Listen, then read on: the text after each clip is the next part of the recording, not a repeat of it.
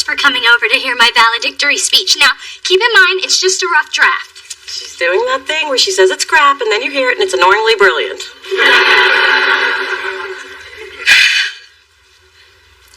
It is with great pleasure and pride that I stand before you, my fellow graduates. Oh, my baby's growing up. I'm sorry. Continue. That's all I've got so far. How long have you been working on this? 2 months. I'm having a little trouble. How can I be expected to motivate my class with a speech when I don't even have a job? Well, what do you think about somebody who inspires you? Well, there is one man. He's eloquent, sophisticated, stylish, with just a hint of thug. Thank you, sweetheart.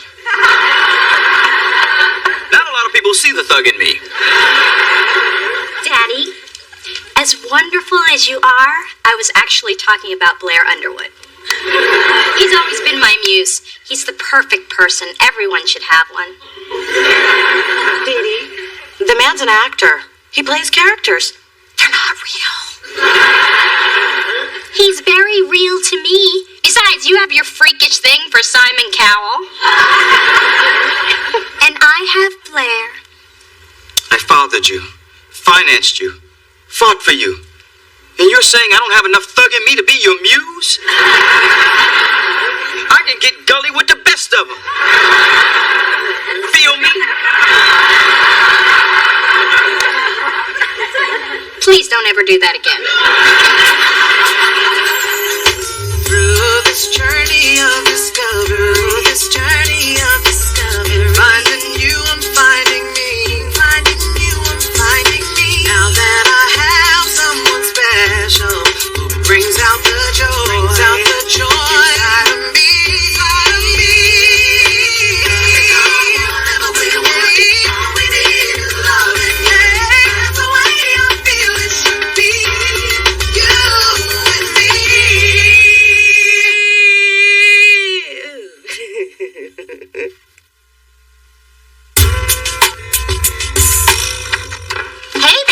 Brought you some leftovers from the grub hut. And I have some great news. Oh, they added brownie bits to the all-you-can-eat Sunday bar? Please, if my home away from home had brownie bits, I wouldn't be a size 6, I'd be a size 60. Did you just say size 6? Don't backtalk your mother. I wanted to say, being forced out of my condo was really a blessing. You and I are going to be neighbors. What? I thought the apartment across the street didn't work out. Oh, it didn't. But it made me even more determined to keep looking in the neighborhood. Anyway, I'm going to go look at a condo that's right next door to a nail salon. So, you keep your Saturday mornings open for mother-daughter mani-pedis. Sounds great, Mom. Phyllis, you're here. Shocking. Milo D is graduating on Saturday, and I'd like to confirm your attendance. And remember, Phyllis, the ceremony is dressy, so dust off your finest polyester and your best petroleum byproduct shoes. And since the ceremony's outside, you remember, grass is for standing, not grazing. Lamb Chop, you'll be riding in the limousine with your father, Dee Dee, Drew, and me. Oh, great. Will they have champagne? Because I'm going to need it. I just found out my mom wants to move into this neighborhood. What could be worse? I got nothing. Hey, Mona. Oh, hi, Mom. Why the long face, Ludi? I can't tell you how many times in the past few months I have heard, I'm sorry, Miss Thorne, but there's just a glut of lawyers right now. Where were you 3 months ago? I'll tell you where it was 3 months ago, losing the great job I had lined up before the damn farm fell apart. Oh, Dee Dee, don't be so hard on yourself. Lots of people don't have jobs when they graduate. You'll find something to do in the meantime. Sweet cheeks, not helping. My daughter's not lots of people. I mean, what do you expect her to do? Sell churros at Six Flags? That's what I did. That's different. You lived in the inner city.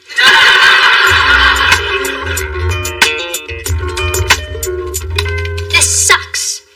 Delete. Why can't I do this? Mood lighting, scented candles. You do know I'm married, right? Blair, my muse, I knew you'd come. Here, make me sound funny, smart, but not too arrogant. Now, Dee Dee, that wouldn't be right. I know, that would be cheating. Yeah, that and... Yeah, you see, I only exist in your mind. I can't touch the keys. Then why are you here? If I wanted someone who was no help at all, I would have conjured up my 4th grade violin teacher. You're right, I've heard you play. Listen, Dee Dee, you know why you're having such a hard time? It's bigger than just writing a speech. Once you stop doubting yourself, the words, they'll just flow. Right? Trust me. Hey, where are you going? Hey, I'm not just your muse. I've got grads at Harvard, UCLA, and Stanford to inspire. Wait, so you're just gonna leave me now without so much as an inspirational kiss? Ah, no kiss, no kiss. Do you remember what happened the last time? You mean this? And this? Yeah, and these fantasy shirts don't come cheap. Please, just one little kiss.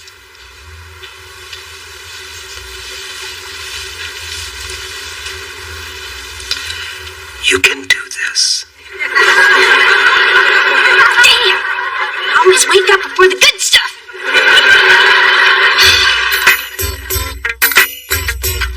Spencer, my mom can't move into my neighborhood. I'll sneeze and she'll barge in with a gigantic pack of tissues. Yeah, and once she's there, she'll stay for dinner. And if she stays for dinner, she'll stay for breakfast. And if she stays for breakfast, Yeah, I get it. I was gonna say she's probably gonna make eggs. Well, I wish my mom lived nearby. When she's off her meds, no one's funnier. Mind your own damn business. Ooh, you sound just like my mom at her intervention. I just don't want my mom living within bathrobe wearing distance of my apartment. Oh, we have a way of dealing with this problem where I come from. The mean streets of Palo Alto. Those wealthy white folk are tougher than they look. Anyway, to keep the undesirables away, i.e. anyone wearing a Hawaiian shirt, lycra, or a fanny pack, we simply made our territory seem as unattractive as possible. One time, we even threw a Starbucks cup on the ground. Hey, maybe there's a way to make my neighborhood unattractive. Yeah, sit on your stupid eat spaghetti. That's pretty ugly.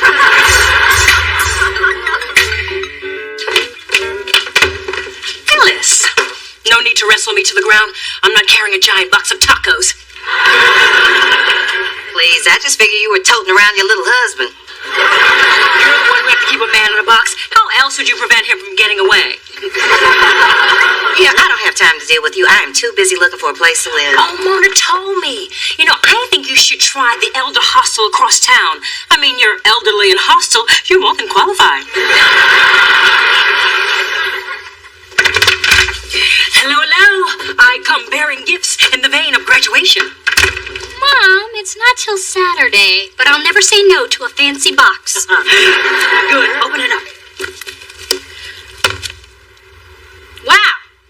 I'll be the only one at graduation with a 10-foot train. Isn't it a beautiful wedding gown? Vera Wang, not even on the runway yet. Mom, I'm not getting married anytime soon, and just because I've had a few setbacks, looking for a job doesn't mean I'm ready to give up. It's a sign, dear. And it's time for Plan B. And Plan B stands for be a bride. Mom, I thought we were past this. I've spent 3 years working my butt off to become a lawyer, and you need to respect and support my dream. I do. But can't we concentrate on a different part of your life right now? I mean, look at Condoleezza Rice. She is a cautionary tale, dear. She has a career but no man. Home every Saturday night putting on her Crest white strips. Saying her prayers in Mandarin and going to bed alone. I assure you, her mother is crying herself to sleep. Now, Dee Dee, as a thorn, we're either married or employed. And I think we've established the lack of employment here. So, the time has come to find you a man. That is such an antiquated way of thinking, and you can forget it because Plan A is still in effect, and Plan A stands for Achieve Attorneyhood. Poor thing thinks she's in control of her own destiny, just like her father.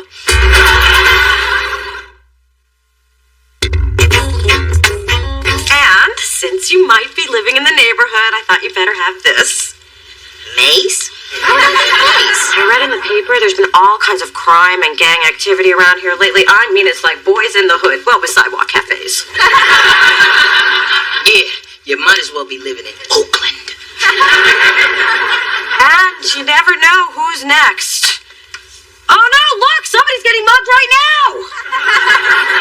Hey, you! Stop that mugging! I don't see anything. They just ran off with her purse. And she ran to get the police, who will never come. You know, I'm not so sure I'd feel safe living in this neighborhood. I can't run as fast as you. I need to rethink my options. Spencer, walk me to my car.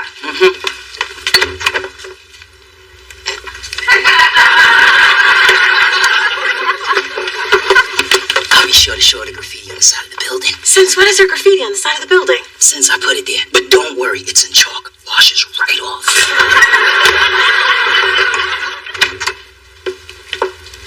Dear, I'm sorry about our argument. I want you to know I thought about what you said, and I want to help you with your life post-graduation.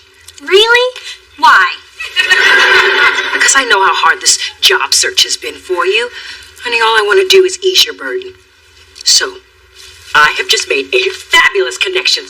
He's a lawyer. I met at a fundraiser. His name is Julian Houston, and he's just starting his own law firm. And he really is interested in meeting you for coffee tomorrow. Wow. Thank you, Mom. I'm so glad we're finally on the same page. Wait a minute. You're not drunk, are you? You're serious about this? Let's just say I'm a bit of both. Well, I better go put together a good hire-me outfit. Ooh, and plug my eyebrows into a powerful arch. Yes.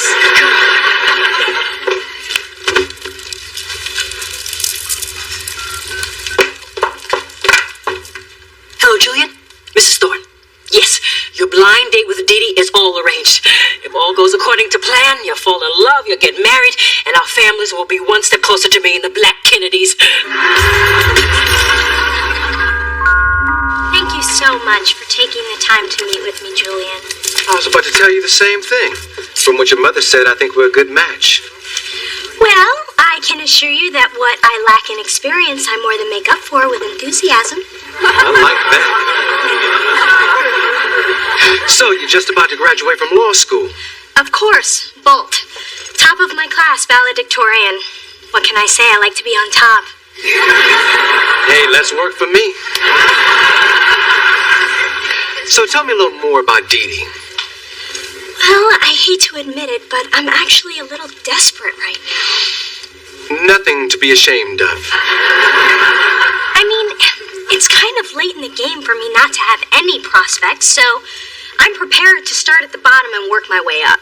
I haven't had a woman offer me that since I was in Amsterdam.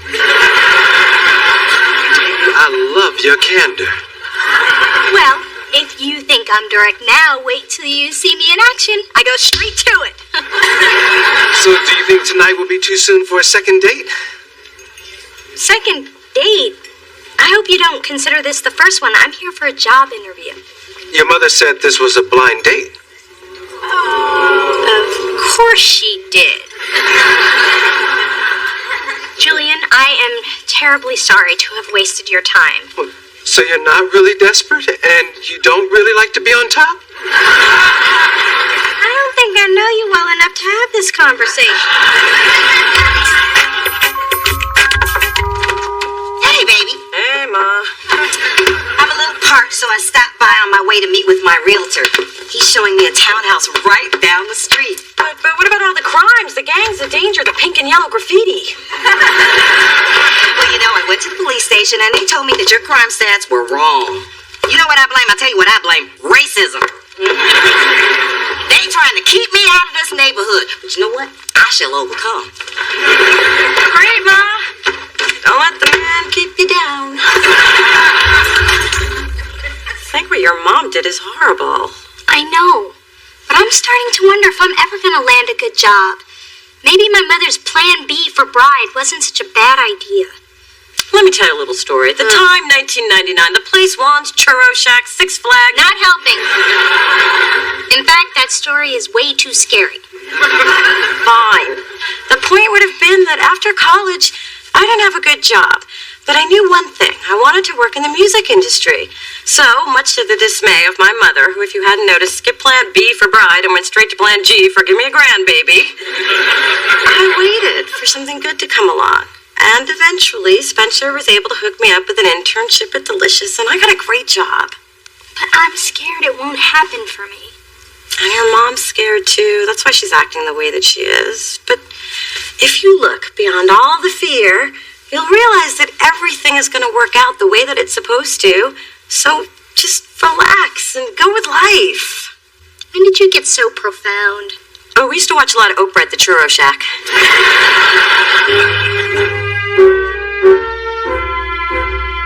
All our lives, our parents, teachers, and friends encourage us on a path that is safe and good.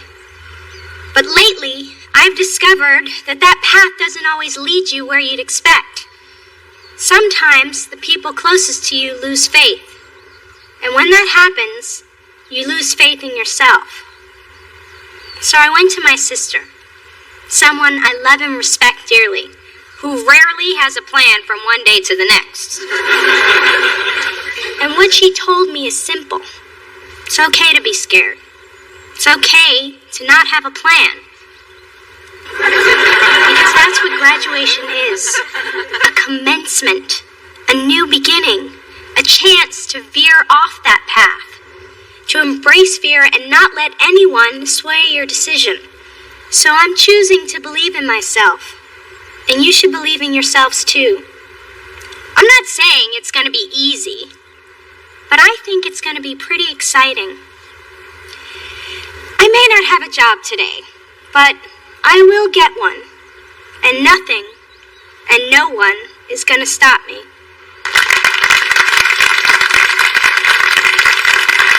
Thank you, sis. You.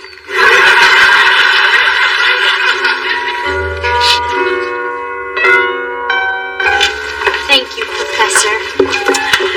Dee Dee, that was a beautiful speech, especially the part where you thanked me. Why didn't you thank me? I'm the one that made Mona the way she is. I'm the one who put all those obstacles in her way. I think I better go check on those mini crab cups. They're not out yet. I already checked. Then let's go get you a drink. Hey, Adam, did you get Dee Dee a gift that I could add my name to? I thought you were getting her a gift I could add my name to. Hey, I know. We could buy her a drink. It's open bar. Hello, Dee Dee Thorne. Cheers, Doctor. Where's Daddy? Your father can't stop the waterworks, so I suggested he sit in the car until he can pull himself together. So, what did you think of my speech? It's beautiful. Angel, I never meant to make you down yourself. But you did. And I apologize. I was only doing what I thought was best for you, which was help you meet a man, fall in love, get married, and go shopping with his money. It doesn't have to be in that order. It's what women have done for generations. But Mom, it doesn't necessarily work for my generation. And I don't want to wake up 25 years from now wondering why I didn't follow my own dream. Sound familiar? I think I better go check on those mini crab cups. Not ready yet. Mom, listen, I supported your dream to return to the stage, even though I didn't understand it. But I saw how much it meant to you. And I know that things aren't unfolding the way we expected, but I still need you to believe in me. You make a convincing argument.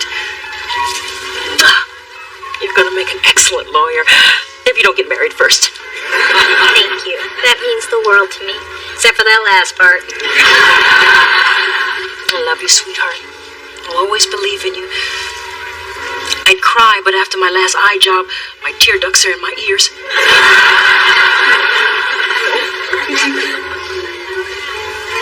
Back to the car.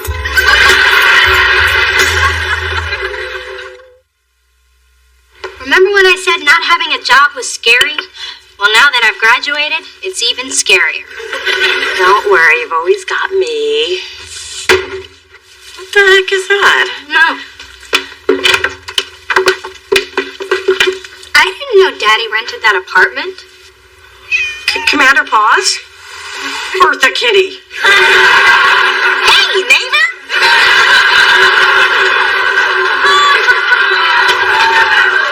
Oh, God. Now I'm scared.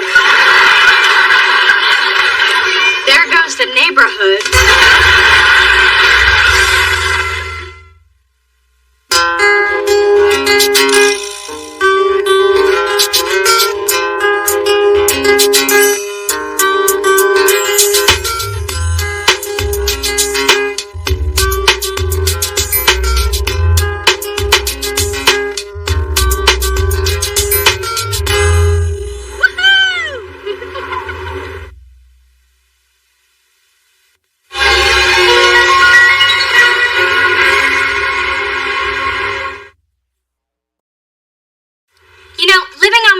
Salary has helped my negotiation skills.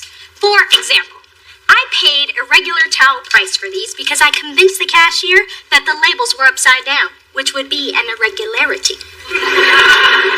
Sounds like you just took advantage of a stupid person. Don't pay because I'm so good.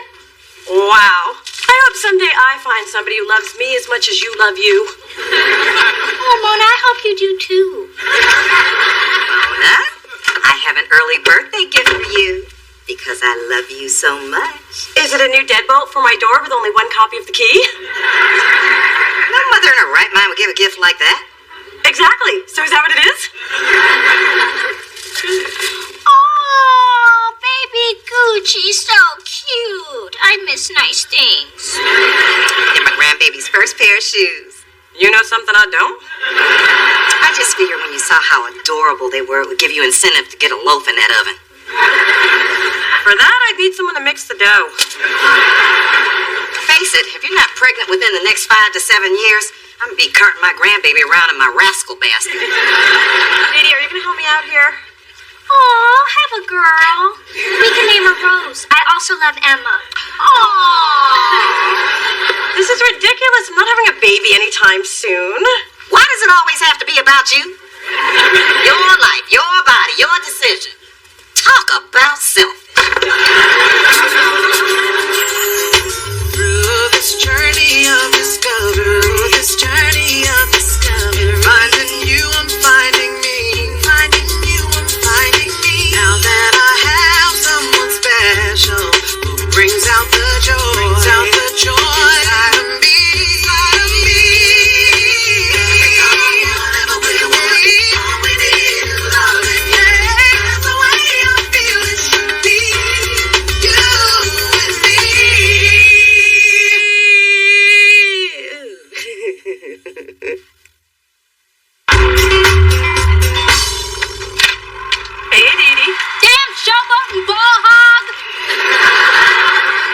Mona. Hey, isn't that your friend Corey? He's in town playing a preseason game against Golden State. He invited me to go, but you know how I get. Oh, you overpaid bum! Corey's the only one not throwing up bricks. Okay, it's a timeout. You got 6 beer ads and 1 male enhancement commercial to tell me what you want. Since our birthdays are coming up and my life is going great for once, I thought we should have a party together. You know, a little celebration that doesn't end up with cake in my crotch, an earthquake, or a double date from hell. The truth is, Mona, I'm not really in a party mood this year. I'm tired of everyone asking me what I'm doing with my life. I mean, I could always brag about my thighs. My firm, thin thighs. But even that will only get me through the first hour. Aren't you going to answer the phone, Lord of the Thighs? No, it's just the daily call from my mother checking to see if I have a real job yet. Little D, for someone who's not working as a lawyer, you're not home very much. Call Mother and let her know when it's safe to boast about you again. Wow, throw in a tray of lasagna and a coat full of cat hair and you'd have my mom. Besides, don't you have an interview tomorrow? Yeah, another job interview. You have an impressive resume, Miss Thorne. Ooh, top of your class. No openings right now, but we'll keep you in mind. Yes, you can take your water with you, and no, we don't validate. Okay, if anyone ever needed to go to a party, it's you, so I'm throwing one anyway, Saturday night, 8 o'clock. And I wouldn't dare miss it. Great, but just remember it's my party, so put your thin thighs in some baggy pants. You do have an impressive resume, Miss Thorne. Top of my class. Our young firm prides itself in spotting future power players in the legal field. Well, thanks for the water. Keep me in mind in case something comes up. Here's what we're prepared to offer you. Thanks. I'll see myself out. I'm sorry, Miss Thorne. It's okay. It's rare to find a firm that does validate these days. That's why I parked at the Jiffy Lube 2 blocks down. You know, for a lawyer, you're not a very good listener. I'm trying to offer you a position. Here? At this firm? You sure? Well, my name is on the building. Wow. All this plus dental? Is teeth whitening negotiable? Are you sure about the stuff going to these goodie bags for your party? This ain't a gift. It's a gag. Adam! Here I am. Now, what are your other two wishes? Does that line ever work? All the time. But usually I'm naked from the waist down when I say it. Now I got a visual. Gotta go wash out my eyes. What are your pictures doing in my bag? It's a gift for my fan. You don't have any fans. Every fan base starts somewhere, Mona. Every parade starts with one baton. I'm packing this crap. Well, while I'm unpacking said crap, might I suggest a little something for your party? Shirtless waiters. They can carry you in and carry me out. Let me think about that. No. Hey, Adam. Careful. Somebody's party panties are in a twist. So, how'd your interview go? They offered me the job. Great salary and perks. Congratulations. When do you start? I don't. It was everything I thought I wanted, but I turned it down. The hair said no. What? And who are the hairs? My whole life, whenever something is right, I get this tingle on my forearm that makes these fine little hairs stand straight up. Like when I decided to move into the building to get to know you, tingle. When I got accepted to law school, tingle. When I wore pink as the new black, tingle. I don't make any major decisions without it. My hairs have never led me astray. You based a major career choice on rigid arm hair? Mona, don't you see? I wasn't supposed to take that job. As strapped as I am for cash, I want to do something I can put my heart into. I'll know it when it happens, and so will the hair. That's why I never waxed this patch. Are we in an alternate universe? I have a job. You don't. I wanted a party. You did it. I am having a great hair day. You, not so much. Oh my God, I'm about to lose 10 pounds. You know, Adam, when I told you shirtless guys and bow ties was a bad idea, I was so wrong. When it comes to men in disrobing, never doubt me. You want a shot? Trying to get your mother drunk so she can be taken advantage of by all these tender buff boys. Yes or no, woman? Give me that liquor. Happy birthday, Mona. Yo, your party is slamming. Listen, you know you're my girl. There's some honeys in here with Corey Rigetti who got the potential to be my girl. Later. Corey, I'm glad you made it. You want to say something to the birthday girl? For sure, just let me go to the phone my agent.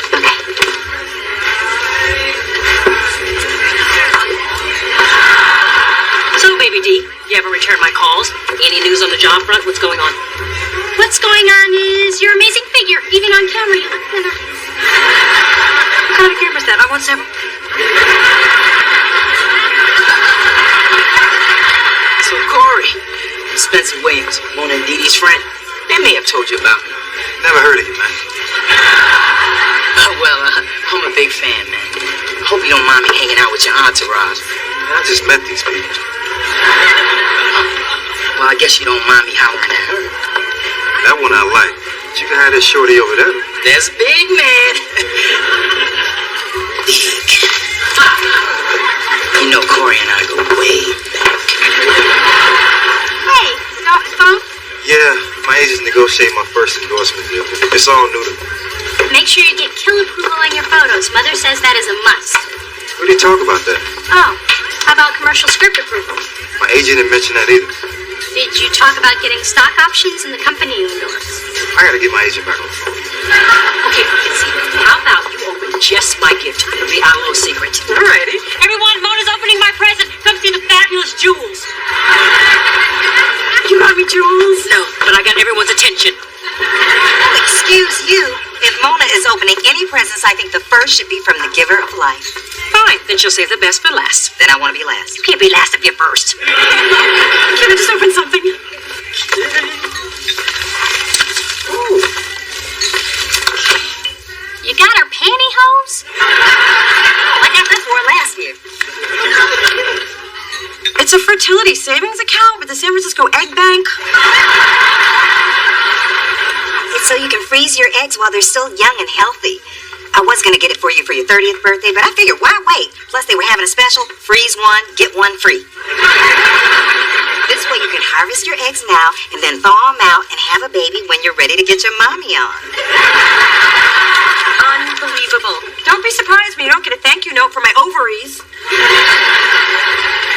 I am so glad she opened yours first.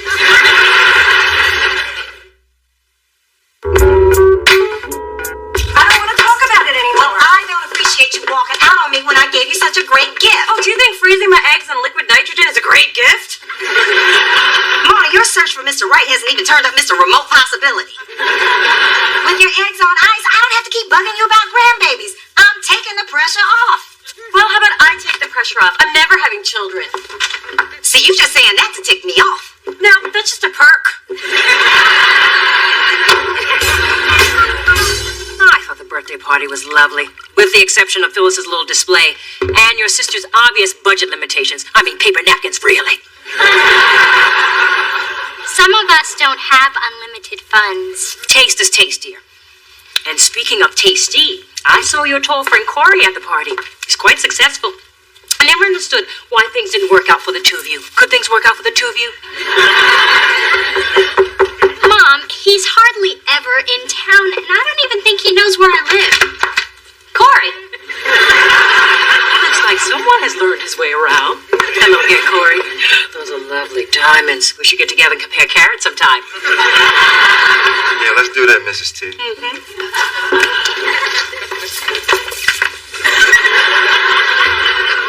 D, remember that stuff you said was missing from my deal? I let my agent know, and he worked it all out. Oh, well, I'm glad that I could help. Cool, because I was wondering if you could look over my contract and see what else the brothers should be getting. I'm unclear about all this merchandise and stuff, and I want to make sure I get extra if I tattoo a logo on my neck. Iverson said that mess hurts.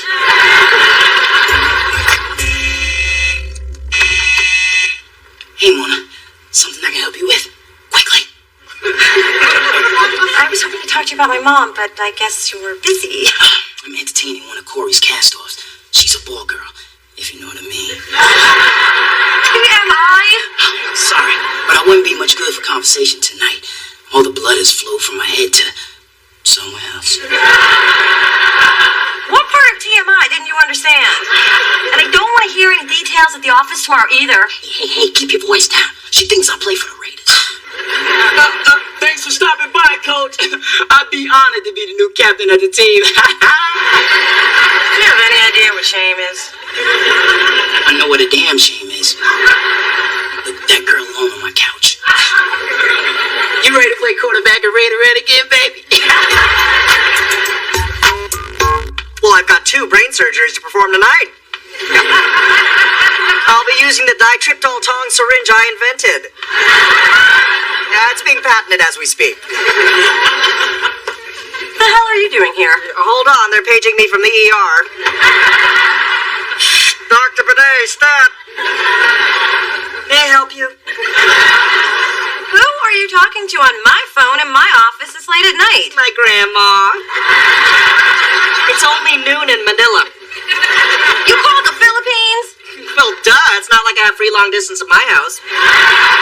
It's not free here either. Wait. Is this the same grandma who thinks you're married with children?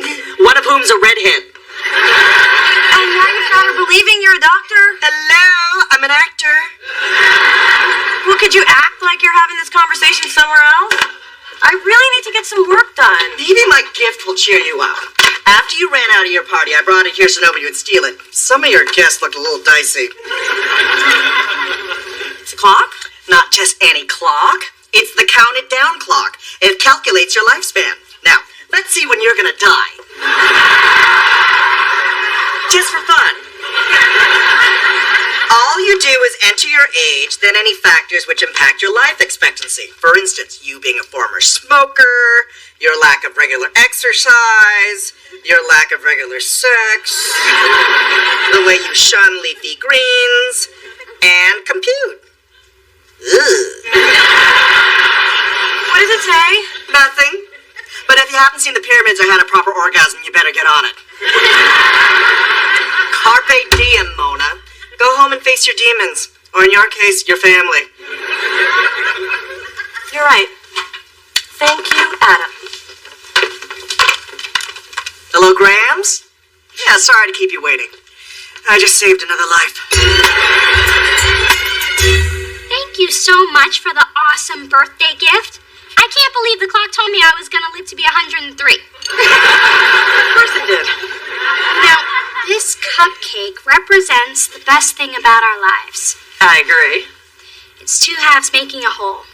We can get through anything as long as we have each other. Oh, I thought you were talking about the frosting, but yeah, the other thing's good too. So, are you and your mom talking yet? Did I ever tell you how much I love creamy sugar? It is my joy, it is my life, it is my reason for being. Come on, Mona, did you ever think there might be a reason why your mom gave you that present? Evil frickin' puppeteer comes to mind. Or maybe she did the relationship math. I mean, the whole process could take years. You've got to find a man, have a relationship, plan a wedding, get married, be a couple, have no sex, consider a divorce, go through counseling, get your sex life back, then you'll get pregnant. Maybe they will have made some advances in science by then. They already have. Your mom gave it to you for your birthday.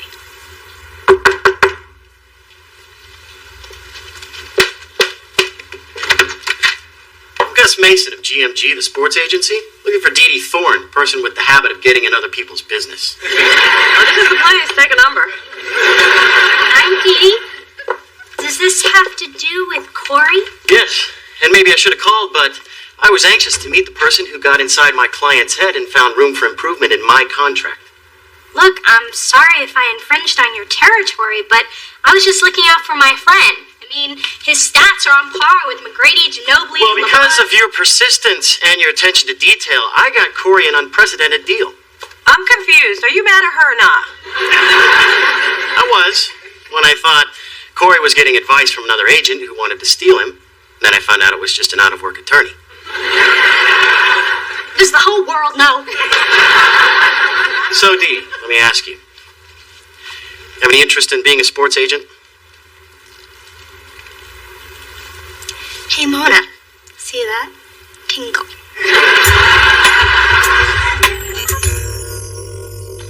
Ma, could you come in so we could talk? Sure. Is this a trap? No, but I may owe you an apology. That would be nice. You've got to admit, it's not every day a mother tells her daughter she has to freeze her eggs. Most mothers don't have my foresight. Or your boldness, or your ability to overstep, or embarrass. You don't paint a pretty picture of me, Mona. What's the brush you gave me, Ma?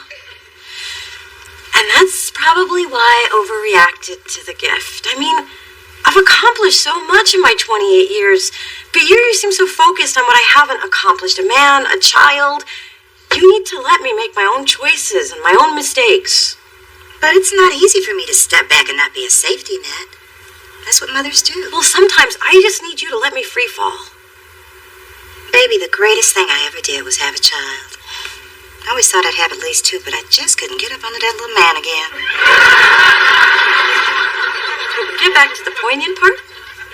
Honey, you just seem so focused on your career that I'm afraid you may biologically miss out on the joy of having a child. And I don't want you to miss that, Mona. I hear you, but I'm not making any promises. That's fine. But Don't forget that freeze one, get one free special expires at the end of your next cycle. Do they freeze mothers at this place? Congratulations, Mona. You've had another bad birthday. You're 28 for 28. It really sucks when you have to pay for your own crappy birthday. Well, next year we'll split it. Now that I have a job. I can't believe my little sister's going to be a sports agent. Sounds exciting and sexy. Lots of hot, muscular guys. When is Bring Your Sister to Work Day? I think this is the challenge I was looking for. How's your mom feel about all this? She has a very unique perspective. She pointed out that I'm going to meet a whole new class of multimillionaires. And if you have a baby with a pro ball player, it could offset Daddy's tiny man genes. Job is 24/7. I sleep with my cell phone. I'm never shocked when it rings at 2 a.m. Sometimes it's a client, sometimes it's a client's wife or girlfriend wanting to know where the client is. You know nothing. Sometimes it's a client with a craving for something he has no business having. You'll know it when you hear it. It's all about dedication and sacrifice. Any questions? We never actually talked about benefits. Let's see. You get a desk, a telephone, and 6 months to show me what you can do. Works for me.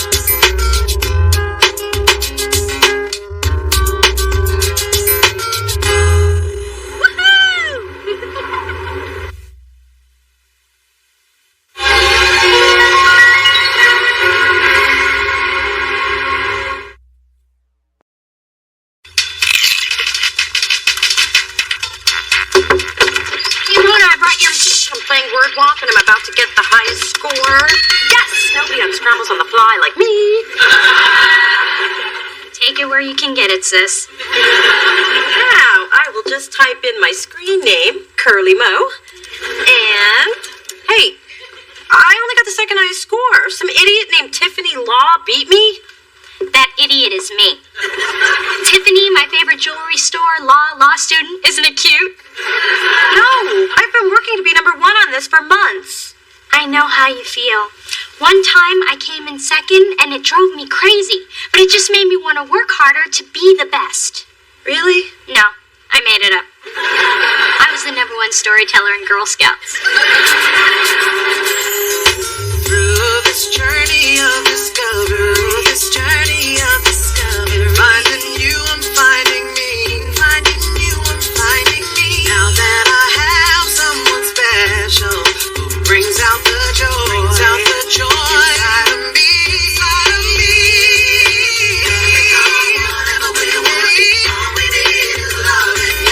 That's the way I feel it should be. You and me.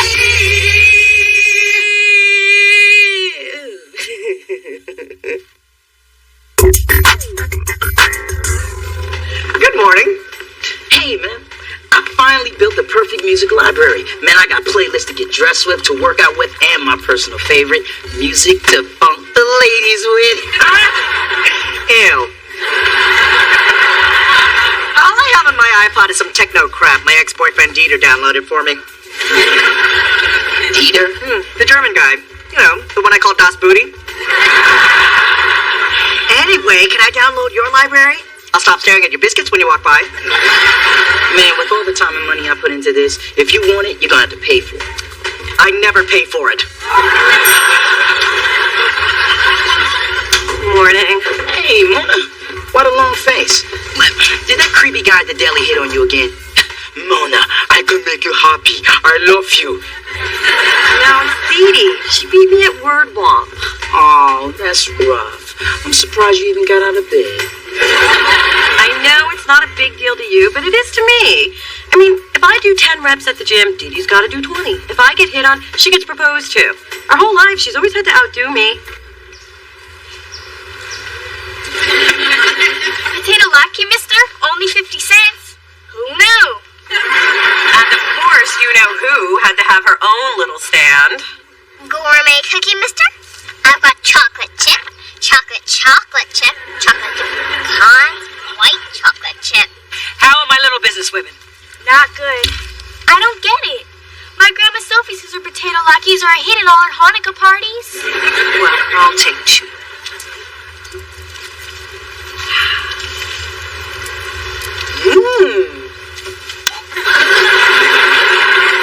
Here, Mommy. Flush out the nasty with some water. I've got bottled water, water with lemon, water with lime, iced water, fizzy water. Dee Dee's always had to top me, and I've already given up on all the big stuff. She'll always be thinner and younger than me, but now she's moving in on my turf, the worthless trivia of daily life, and I am not having it. So beat her at something. There's got to be something you're better at. Wearing chunky shoes. Getting dumped by guys. Hiding things in your hair. Okay, game over.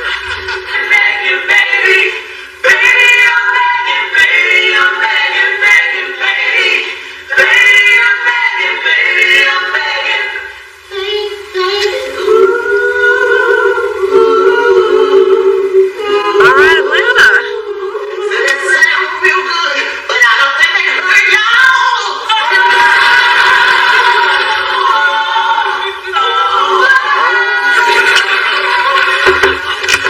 Okay, let's eat.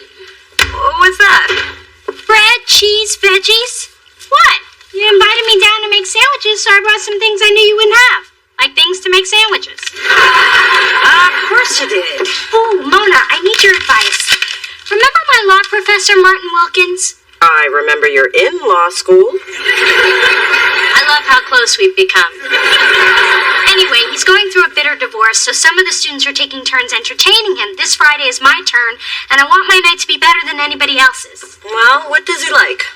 Complaining about his wife, praising my superior performance. Hey, does he like to play cards? How about poker? It's hip, it's fun, and all the B-level celebrities are playing it. And I know both Spencer and Adam play. Oh, yeah! I can impress Professor Wilkins with my Black History playing cards. Clarence Thomas is the Joker.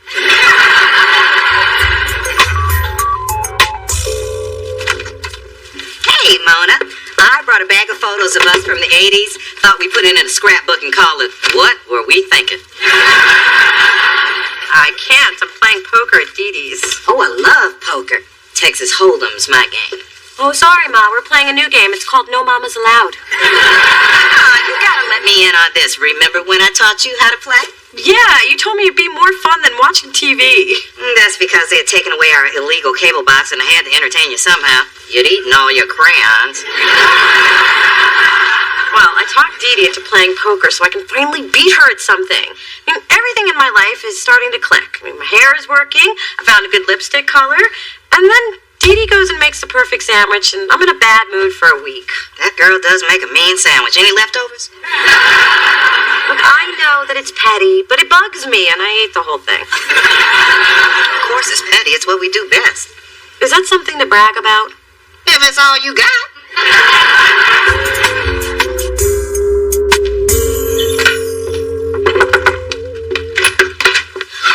Professor Wilkins, so glad you could make it. Sorry I'm tardy. I had to take public transport with the unwashed masses. My soon-to-be ex-wife got the Lexus. Do you have any scotch? Preferably Lagavulin. It's exceedingly rare. I just happen to have that. You would. Hey, guys. Hey, what's up, peoples? This is my boy Maceo from college. I would have brought Junebug, but he's under house arrest. You brought Mr. Kiss and Tell? I sense a dark and dirty backstory. Dish. It's nothing to tell. Mona and I hooked up in college. I was happy. I wanted to tell somebody. You got on a mic at a rally. They printed it in the paper the next day. Didn't mean to make you mad, girl.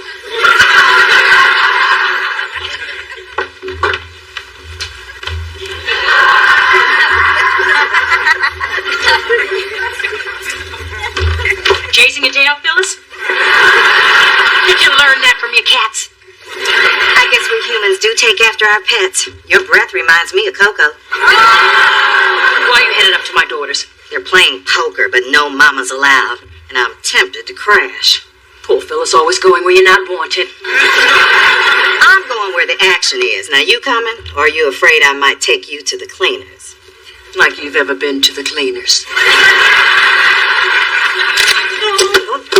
You're in a good mood. That's because we're playing poker, the game, Texas Hold'em, the pot, no limit. Oh, Professor, your glass is empty. More 1922 Lagavulin. Please. I'll take some of that Lagahula. I think you've had enough. You know how you talk too damn much when you drink? I wouldn't have bragged to anybody who had been such an animal in bed, and I just did it again, didn't I? I'm so glad you're here. Hello, what's this, a poker party? We want in, and we won't take no for an answer. Please, ladies, join us. What's 2 more women taking money from me? If you hit a lucky streak, maybe you can win my pension, since it's all I have left. Single and morose. Fellas, this might be a lucky night. Hope you're not wearing your granny panties. I'm out. I'm in. Come on, sixes. Man, you're the worst poker player ever. Gonna borrow some cash. He's kicking my ass. No way. I'm out. I got a hand like a foot. You said it, not me. I thought. Me too. This is good. Why do they call this liver worse? They should call this liver best. I'm out. Of the hand, of my marriage, and my house. I just want to crawl into a hole and die. Phyllis, I think he's flirting. So, Miss Prince, it's just you and me, and you're out of money. But I will let you bet your music playlist. Done. Let's see the river. Yay! 4 sixes! Come to Papa! Beat by a guy in a man scarf. It's a dark day. Good, Dee Dee. I've been waiting for this all night. I see your bet, and I raise you with everything I've got. Go for it, baby. Make your mama proud. Call. Straight jack high. Oh, and I only have 5 pretty red ones. Flush beats a straight. Well played, D. What? But how? Well, after the flop, there was a possible straight on the table. Then when you didn't raise on the turn, I got to see the river for free and win. Mona said you didn't play poker. I don't. Except when I had that private tutor in Monte Carlo. Did I not mention that? No. The girl is a ruthless competitor. Dee Dee Thorne would eat her young. I wish my in-laws had done that. Well, you know what, Dee Dee? This is the last time that I play with you because you always have to win and you always have to be better than me. That's not true. And it's I better than I. Well, I don't give a damn. That's it. Now that's it. You must be very proud.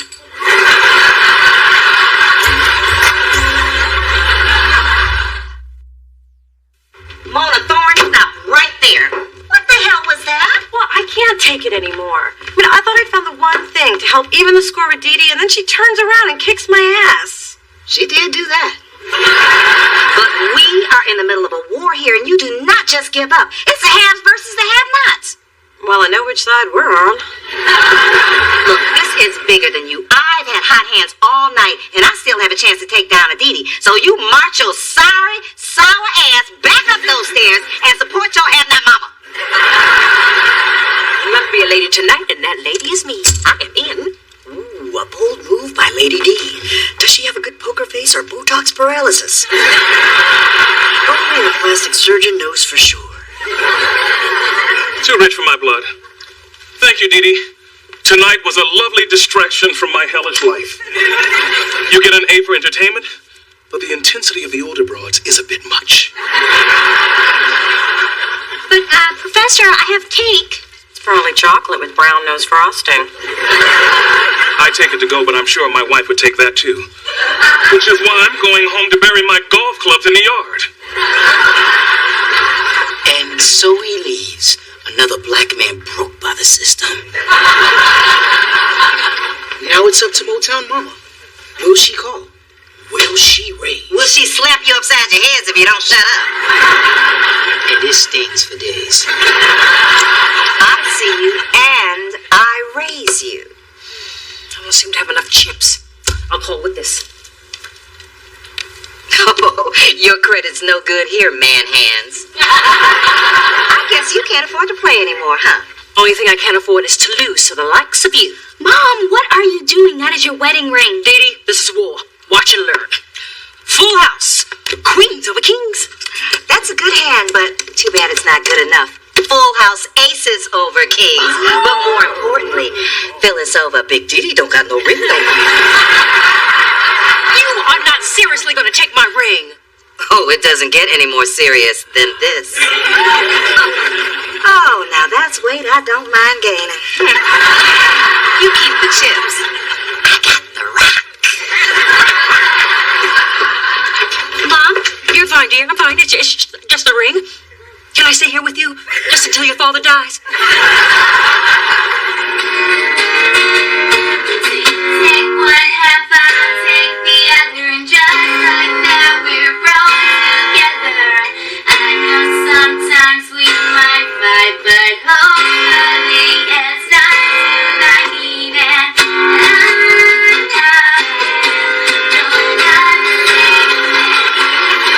Maybe I'm crazy, but it sounds like she's singing about me and my sister. Yeah, kind of. I can't concentrate. I still can't believe Dee Dee beat me. You still tripping about that? Well, what could I have done differently? Play better? I'm serious. Well, you play from the gut.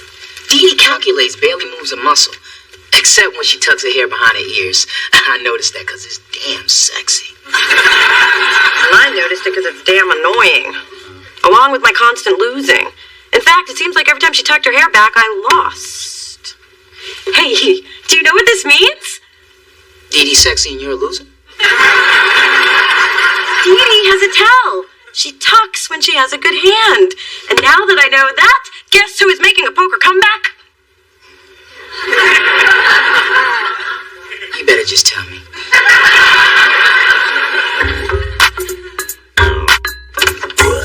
Hey, like the new outfit I bought to match my ring?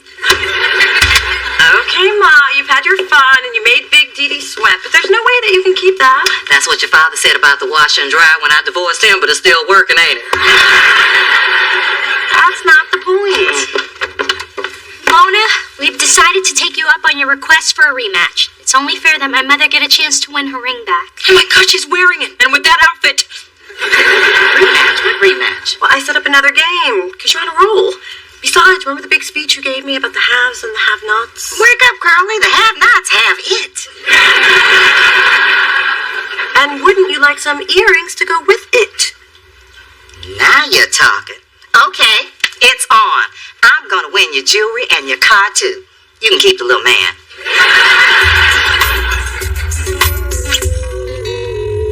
Oh, come on, big girl. We ain't got all day. Lay him a plane. Win a few hands and suddenly we're playing with the Wu-Tang Clan. What's the matter? Can't run with the high rollers? Oh, Phyllis, your thighs allow you to run without starting a flash fire. I fold. I call and I raise you. Why are you staring at my hair? Oh, no reason. So, you want to play?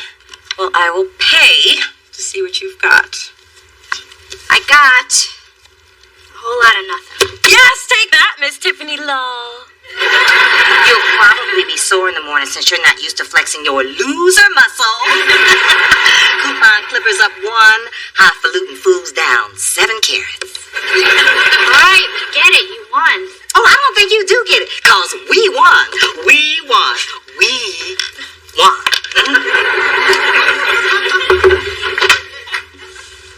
What are you doing? When I feel down, I paraffin. Look, I'm sorry for what I said in there. Should have been enough that I beat you. I got carried away. It was an ugly side of you, Mona. Believe me, when I saw my mother take it to a whole nother level, I realized just how ugly it was. Why is beating me so important to you? 'Cause it's absolutely no fun always losing to you. And you're so damn competitive. I am not competitive. I just can't stand losing. If I'm not the best, then what am I? Like everybody else. Mona! I feel bad enough already. Wow, this thing is deep for you.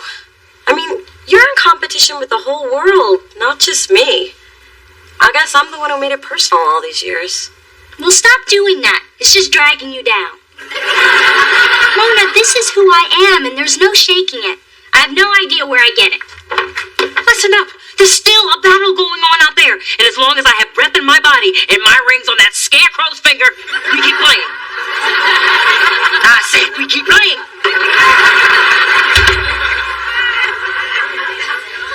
Okay, maybe I have an inkling where it comes from. We all have our burdens to bear. And you know it's wrong for your burden to be wearing my burden's wedding ring. Well, what can we do? I tried talking my mom into giving it back, but she threatened to swallow it. I'm all in, and it looks like your winning streak has come to an end. What are you going to do? Call? Cry? Well, I got $5 and an Altoid left. Ma? I don't have any money. What about the ring? What about it? Look at my cards. I'm going to clean her out. I haven't even shown this off at my parents without partners meeting. Ma, you only go for the free coffee and pie. Fork it over. Oh, I'm sorry. I can't seem to get it all. Aces and jacks. 3 kings. Read 'em and weep. Give me back my bling. I don't wanna. I have a hacksaw in my trunk and I'm not afraid to use it. I'd make you cut it off, but it's not the finger I want to give you.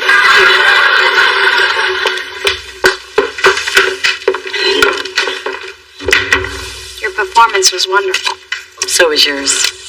Was it hard being on that swollen hand? Oh my God! How did she stretch out Platinum?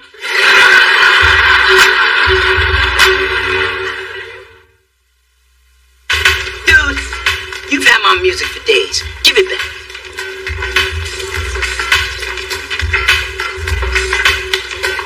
Adam, what did you do? Man, there's nothing on here but...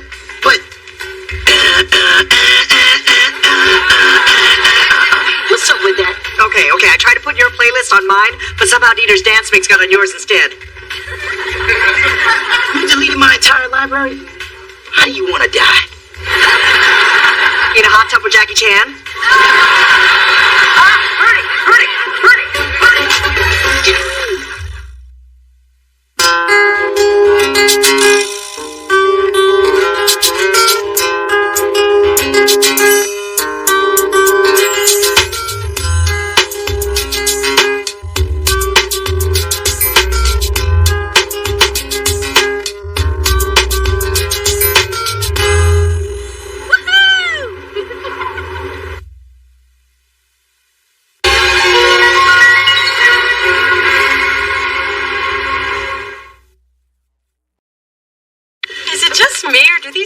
Tastes extra fantastic tonight.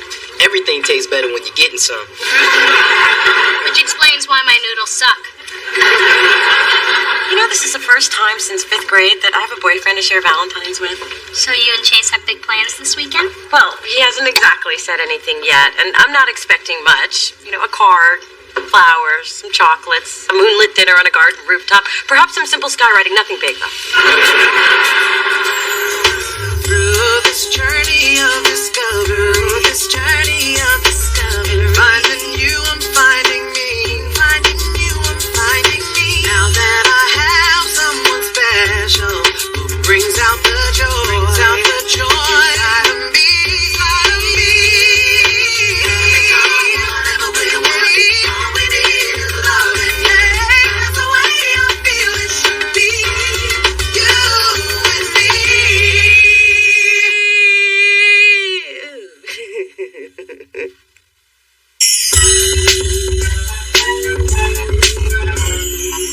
Well, this is my first Valentine's sans amour, but just because I don't have a man doesn't mean I don't have a plan. It's a day about love, and I'm gonna love myself. Can I watch?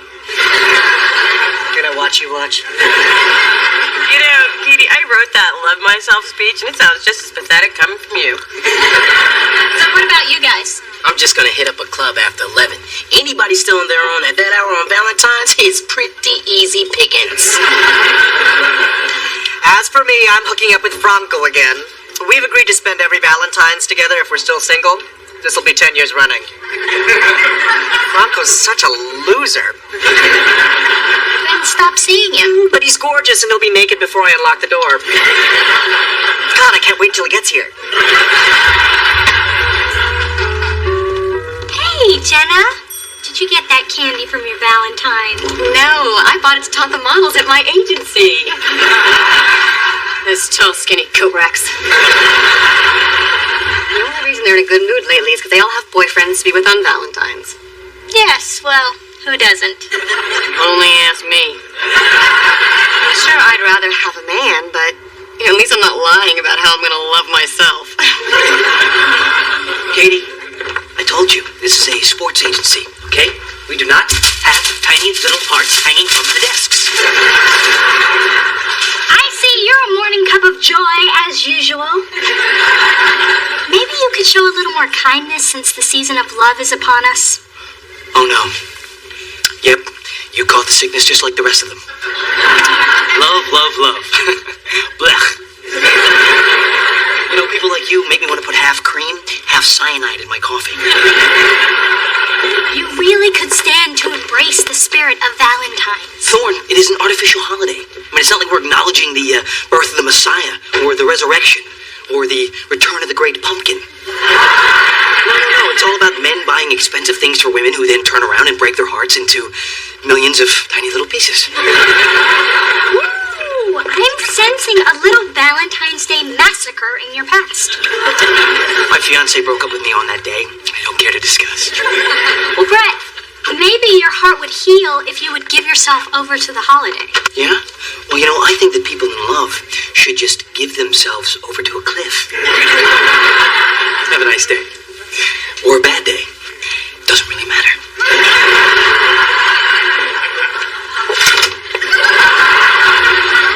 This is nice. Yeah, and this is only a regular night. Think of how nice it would be if this were a special night. You know, it comes around once a year, special night. Maybe any night with you is special. Oh, that's sweet. But if there were a really special night, say sometime soon, what would be your idea of a good way to celebrate it? Every time I look in your eyes, it's a celebration. Doesn't get any better than that. But if it did? You know what? I promised I'd help close the bar. But I'll be in Napa on Friday, but be back for the weekend. So don't make plans. Because you made some? Sure. We'll grab a pizza or something. Bye, beautiful. And bye, beautiful's beautiful mom. Marry that man now. Such an incredible guy. Almost as good as my sweetie Glenn, who has declared it Valentine's week. This was today's gift. Where's the bottom to that? Actually, I thought this was a bottom. But who cares? It'll fit around something. Why do I ask questions that I don't want the answers to? Because I raised you to be curious and not grumpy like you are now. What's going on? I don't think that Chase has made any plans for Valentine's Day. Well, what we used to call pathetic, we now call empowerment. So take the initiative. Make your own damn plans. Well, is that what you're doing? Oh, no, my man loves me. And Brett's been in such a bad mood lately, he's making everybody miserable, especially me. I've got to get him off our backs, especially mine. Oh, this one is simple. Brett obviously needs female companionship. Maybe you can help him find a lady friend. Mom, that is not the answer to everything. Of course not. Tasty alcoholic beverages are the answer to everything. In my experience, when men are cranky, they need some hanky-panky. And in your father's case, a little spanky.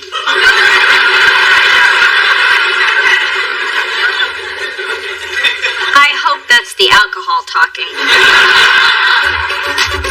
Delicious really needs a hit record, Spence. That's why I'm hoping our project with Smooth Vinyl works out. Spencer speaking. Now it's your turn. Naomi, girl, what's up? How are things at Smooth Vinyl? Naomi Dawson again. You'll have it tomorrow. Ciao, Bella. Ciao, Bella. Naomi brings out my international side. Yeah, well, she brings out my ugly side. I know that you have to work with her on the marketing, but I just want to make sure she doesn't try to steal Adonis like she stole Big Fat Slim Jim. Hey, just because Naomi signed more artists than you doesn't mean you have to hate. And Mona, you are hating. My problem with her is strictly professional. She does this for the buyers and this for the programmers. It calls a big old tease. I'm cool with all of that. Hello, children. Time for show and tell. This is a beautiful gay man. Hola. His name is Franco, and he's mine for the weekend. Hey, I'm Spencer. Hi, I'm Mona. It's nice to finally meet you. And Mona, if you come to my salon, I could do wonders with your hair. Well, maybe not wonders, but I could do better. I hear you're from Miami. It's happening down there. You a native? No, I'm originally from the Twin Cities. Sodom or Gomorrah? That just gets funnier every time you say it. Mona, would you mind if I use the loo? Oh, it's up the hall to the right. Just push my lacy things aside. I sure will, right after I try them on. I just like to shock the straighties. He's so on my nerves already. I gotta get rid of him. All he does is talk about himself and make fun of other people. Who could be friends with somebody like that?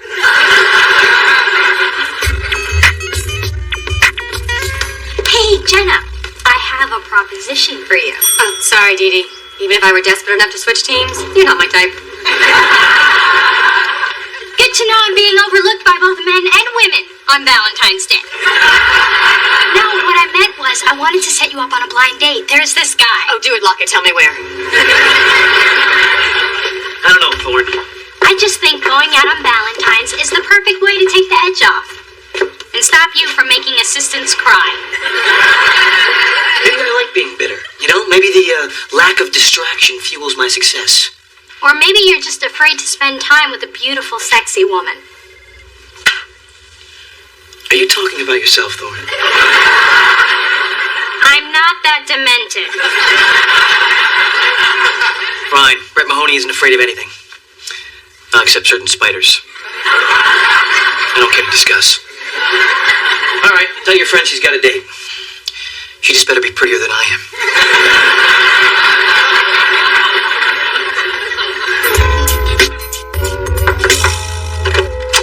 Hey, I wasn't expecting to see you till Saturday. Well, I missed you. Plus, your sofa ate my nano again. It must really like Kanye. What's this? Oh, you weren't supposed to see that. Your book and a candlelight dinner on a boat? Yeah, it's a surprise for Saturday. Surprise! So you made Valentine's Day plans for us? Well, yeah, I mean, you didn't seem to have any, so here's the rundown. We are picked up by a limo and driven to a boat. We will take a moonlight cruise where we'll enjoy dancing and dining. Then, a limo ride home where we'll indulge in passionate sex with Valentine's Day protection. Followed by morning after French toast. So did you schedule a kiss too? Well, I was thinking after the crystal, but before the body gel, and somehow I don't think that's what you mean. So you just assumed that I wasn't going to do anything special for our first Valentine's Day? Oh, I didn't assume. I was pretty sure. Wow, that says a lot. And I'm not just assuming that. I'm pretty sure.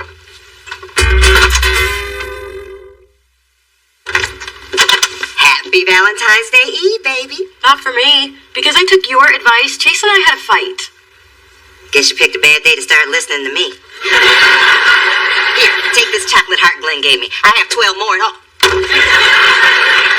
Phyllis, Coco and I are on the way to the dog show at the Armory. I invite you to go with us, but I'm afraid you might win. What are you doing? Trying to find your mute button. I understand why you're in a bad mood. It's Valentine's.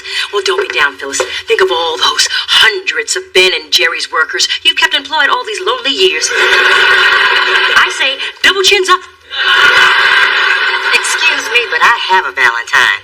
So tonight, when Charles gets on his stepladder to give you a kiss, remember which one of us is kissing hot young lips and which one of us is wiping off old mustache dye. Hey, Spence, we need to get started on the... Oh, Naomi, I didn't know you were going to be here. I just thought it'd be good for the three of us to have a little FaceTime before this record drops. good idea. We done? Mona, I know you see us as rivals, but I don't. We need to support each other professionally, not fight over scraps. You mean scraps like Big Fat Slim Jim? Scraps that I discovered, that I groomed, that I made platinum, that you stole? Oh, was Usher a scrap when you pushed me out of the way to get to him in 98? Yeah, I'm still a little bitter about that one. Girl, there's a reason why they call the past the past. I mean, why compete when our careers aren't even on the same track? Yeah, Naomi's in charge of A&R and marketing in her label, and she's going to be on the cover of Vibe next month. Well, la-dee-da. Spence, you don't have to brag on me. You know, Naomi, there was a time when I just smile and let your arrogance slide, but that time is not now, so get your ass up out my chair. Well, this has been excruciatingly uncomfortable. Kind of how Mona's feet must always feel. Be mine. Heartthrob. Ah, puppy love. Don't make me crush the candy. There's something I need to tell you. No, me first. I know it's our 10th Valentine's together, and you have been the world's best date all these years. Okay, you're done. Let's talk about last night. But you didn't let me finish. Well, it takes you so damn long. There are prescriptions for that. And then you didn't let me finish what I was going to say. I think we need a major change in our relationship. Oh, I'm so glad you think so too. That's why I'm moving to San Francisco, so we can be together all the time. Say what? I've realized the reason there's never been anyone else for us is because we are searching for something we already have. A commitment-free annual bang?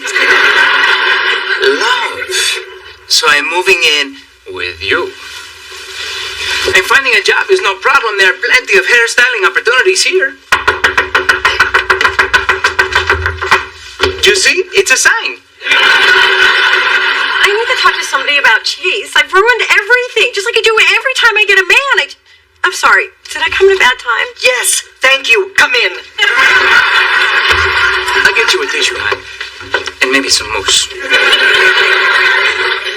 Don't leave me alone with him. That man is trying to move in with me. Moving in? You told me you never wanted to see him again. Oh, he did he? Damn this small apartment. Do you know what else seems small? My problems. Bye. Okay, fine. You're suffocating me. Yeah? Well, those glasses make you look fat. And you need to toss the spray bottle, sister, because no one's believing that man tan. And you are incapable of loving anybody but yourself. Look at that Adam Warhol. The head is almost actual size. And the head is your one-man show. Which one? All of them. I mean, 40 Asians and a mule? Talk about pretentious. Pretentious? Your name's not even Franco. It's Francis. Emphasis on the cis. That was beneath you. I'll tell you one thing that's never going to be beneath me again. Oh, yeah?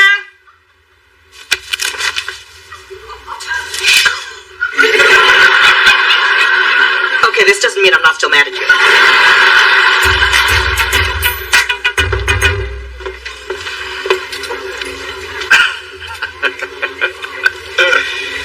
I knew it all along, Thorne.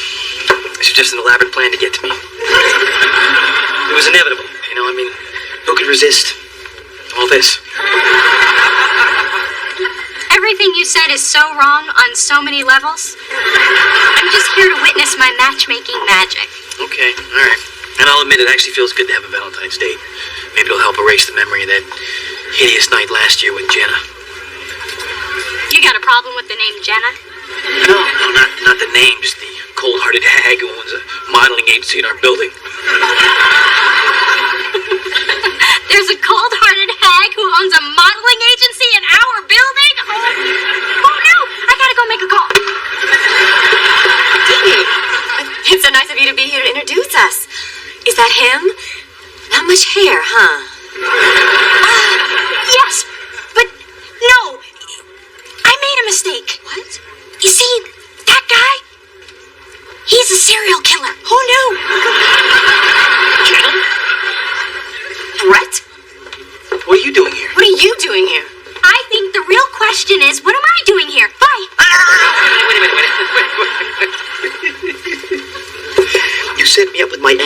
fiance? Are you friggin' kidding me? Brett, I didn't know. You two seem perfect for each other. We were perfect for each other until she told me to eat my engagement ring and die. I said please.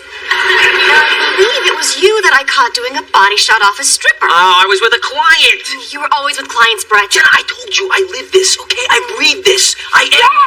We've all heard the speech. You're already in a pretty deep hole. You want to keep on digging? No, I'm done. Can I leave now? No.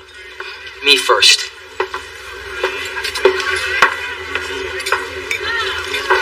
If we kill a few hours, my friend Spencer will be here trolling for losers. I have to say, I'm impressed with your marketing plan. You're very talented. Greatness has always been my destiny. I've just been pacing myself. You know, we probably shouldn't tell Mona about us going out and having drinks. Yeah, we wouldn't want her to tell you to get your ass up out of this booth.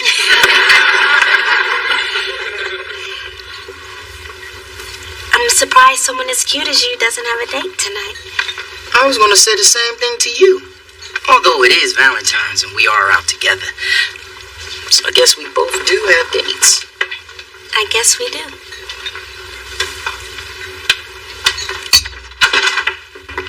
Happy Valentine's Day. I didn't know if I was going to see you tonight. Of course you were going to see me. Baby, we really got to work on this having faith in your man thing. Oh, jeez, I am so sorry. I guess I just panicked when you never mentioned Valentine's Day, and I wasn't trying to steal your romantic thunder. It's just, I've been disappointed a lot in my life, so I tend to rely on myself. Well, now you can rely on me. And if you like that, then you'll love this. I already packed your bag, and I'm taking you somewhere special for the weekend. Oh, where? Tell me, where? Do you trust me, Mona? I trust you. Then I just got my gift. I think you should stay, 'cause every day will seem to be Valentine's, yeah. You know, you should actually be grateful. Because of me, you finally faced your pain, and now the real healing can begin. You really think I was gonna buy that? I was hoping. Okay, alright, maybe you were right on one count. You know, seeing Jenna again did give me some closure, so I think it all worked out for the best. See, I knew it was a good thing. It was. I mean, the woman didn't even have a date for Valentine's Day. How pathetic is that? Oh, somebody had a good Valentine's. Indeed I did, but how did you know? That smile on your face? I know that smile. I've given lots of women that smile. So what lucky woman is wearing one today because of you? Nah, it was just me and my cat Smokey on the sofa this year. Gotta give the Bay Area babes a breather every once in a while. Couldn't find a date, huh? Not even with cash. This is my worst Valentine's Day ever. I would have had more fun donating bone marrow. Same time next year? You got it, Dave.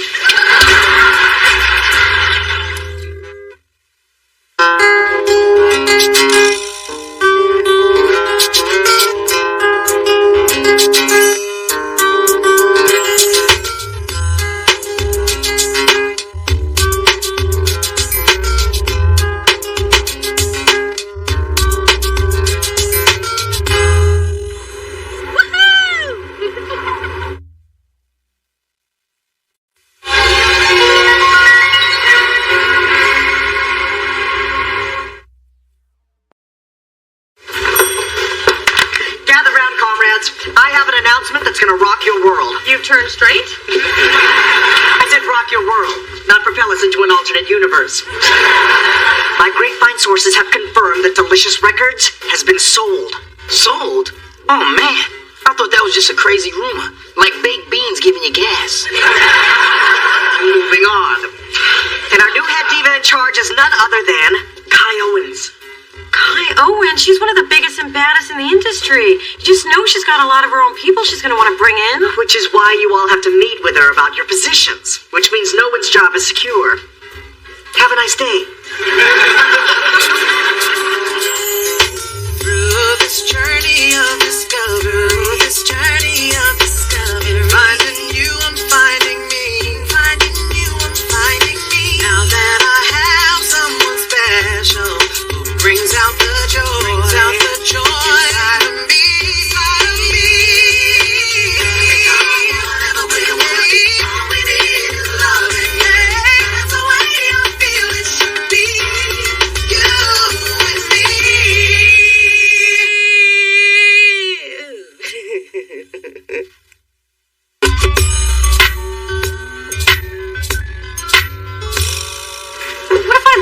job. What'll I do? I can't just watch TV and eat all day. That's what I do at night. I didn't just help you get a job here because we were friends. I did it because you deserved it. You're good at what you do. I know it and Kai will know it too. Thanks, Spence. More news from the front. The first body just fell. Kai just canned Montel Johnson. Not Montel Johnson. Yes, Montel Johnson. Now we have no VP of A&R. And I have no one to dance with at the Christmas party. I'm loving that. I'm a shoo-in for the job. And once I'm a VP, it's just a short jump to the P. Damn, that was a fine-looking man who was just in that elevator. Looks like he got off on this floor. Then again, getting fired would have its perks. Y'all got some sad faces. Who died? We've got a new boss. We all might lose our jobs. What? They can't do that to us. Haven't they ever heard of the word union? This is just the big man putting down the working man. I'm gonna go Norman Ray on their ass. Hell no, we won't go. Hell no, we won't go. Ali, Umaye, hell no. Genius, you don't even work for Delicious. You work for building services. Oh yeah, that's right. Well, good luck, y'all.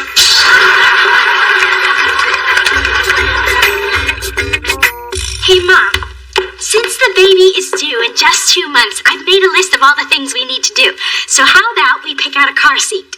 Bought and installed. Then maybe I can help put the baby clothes away. Unpacked and sorted by designer. Well, I guess I could pump up the tires on the stroller. Balance gauge and rotated. Gee, I was just trying to feel connected, but it looks like you've got it all covered. Oh, dear honey, you are connected. We're all a part of this production, and they are no small part. Now, I remember when I was in Topeka doing Man of La Mancha. Now, granted, I got the standing ovations, but there was this young girl waiting for me backstage every night with a glass of water and a towel. Gosh, I could not have gotten through that show without that little girl. Or was it a little boy? Maybe it was a small adult.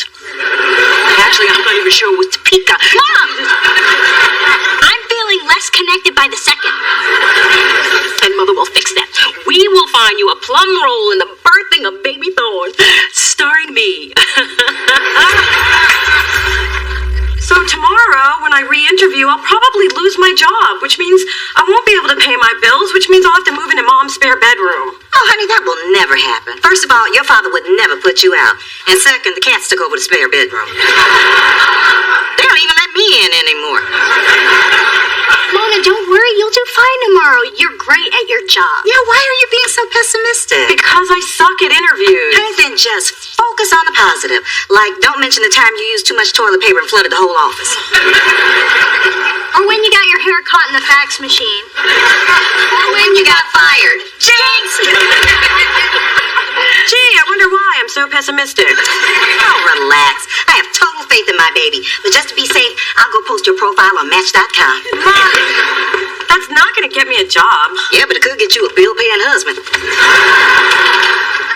Mona, I know a surefire way for you to nail this interview.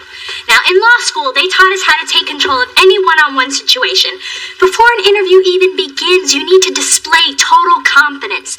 And you start by taking control of the chair. Did you ever study law in law school? Well, if you don't want advice from someone who's aced every interview she's ever been on... Right. What about the chair? Okay. Now, what does this say to you? It says... Wrong. It says, I'm a dull, lazy person who'll steal your office supplies. A little close to home. No comment. Now this says I'm confident, I'm interested, and you can trust me with your petty cash. So what do you think? I think if all it takes is sitting on your butt, I'm gonna ace this sucker. Johnny, we're gonna miss you around here. Now hold still.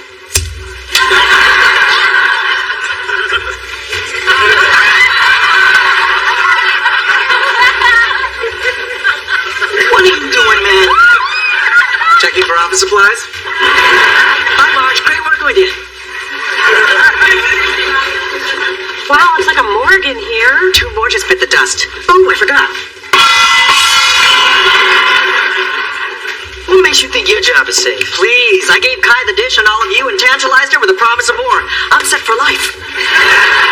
Well, I won't be next. I am feeling focused, ready, and unstoppable. I even outmaneuvered a Hummer for the last space in the parking lot. Damn, you're like a new woman. Well, I'm trying a different approach. Well, it better not be flirting with Kai, because that's my approach. Mona, firing squad's reloaded. I mean, Miss Owens will see you now. Knock him dead, girl. Yeah, good luck, hon. Because if you're fired, I'll never see you again. Oh, don't worry. We'll still be friends. Like I said, if you're fired, I'll never see you again.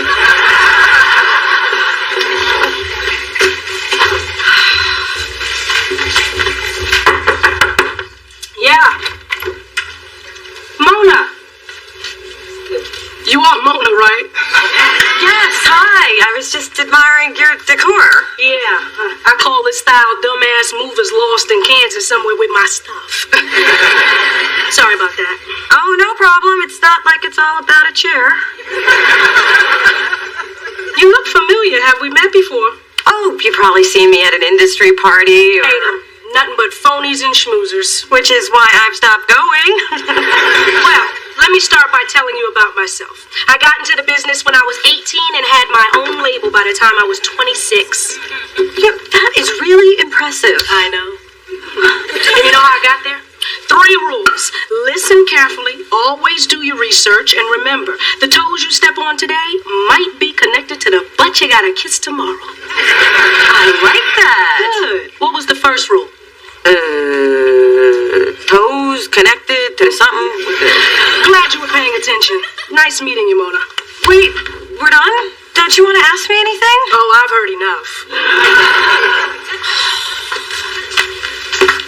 Yeah, no. I want to leave you with something more about myself than just my butt print on your desk. Excuse me? I love my job. This is all I've ever wanted to do, and I would do it for free, although I prefer the getting paid option. I'm respected in this business, I have an ear for talent, and you will not find anybody who works harder. Oh, my God. I know, I'm pretty good when I get on a roll. No, I remember where I saw you. You cut me off in the parking lot. Nice Hummer. You want me to pick out the baby's name?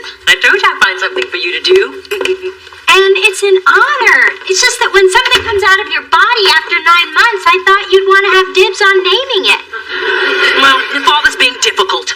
You mean he's not agreeing with you? The same thing. He refuses to part with the notion that the baby should be named after him, Charles Jr. Isn't that ridiculous, little D? Yes, who would do something like that? It's different with you. Dee Dee is adorable. Your father's name is the one thing about him I haven't been able to fix. Mom, I am really touched. Thank you for letting me help. Of course, dear. I know you'll make us proud. But remember, the name you pick will determine the success, self-esteem, and popularity of your baby brother. But try and have fun with it.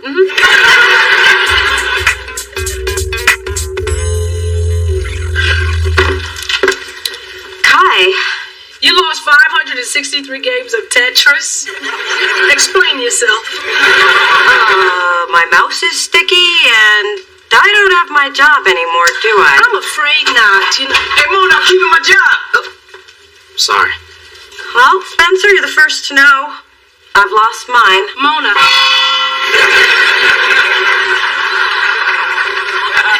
Mona, I wasn't finished. I'm promoting you. So, I didn't blow the interview? Oh, you blew the interview. But I also know what you've accomplished here at Delicious. Signing Zora Kane, dealing with that prima donna Dante. Well, how do you know so much about me? Remember rule number 2? Oh, not this again. I was never good at math. Always do your research on whoever you're meeting with. And I was impressed. Enough to make you new Vice President of A&R. Congratulations, Mona. Don't screw up. Thank you! You did it, girl! I know! Is this my life? See? And you were worried about getting fired. Now you're the boss. I'm not really your boss. I'm just the person you report to. Or the person who tells you what to do. Or the boss. My boss. You're a VP now. Enjoy your new job. Spencer, vice president is just a title. It's not going to change anything around here. All hail the new chief. Don't call me that. Why not? It's who you are. The top dog, the big kahuna, the boss lady. A heartbeat away from the presidency. Hey, we are all cogs in the wheels of the spokes of the tires of the something like that. It's not about who's in charge. All right, leeches, stop bothering our vice president. She has work to do. Here are your messages, Miss Thorne. I alphabetized them for your convenience. Where are my messages? Would you like me to remove this underling from your office?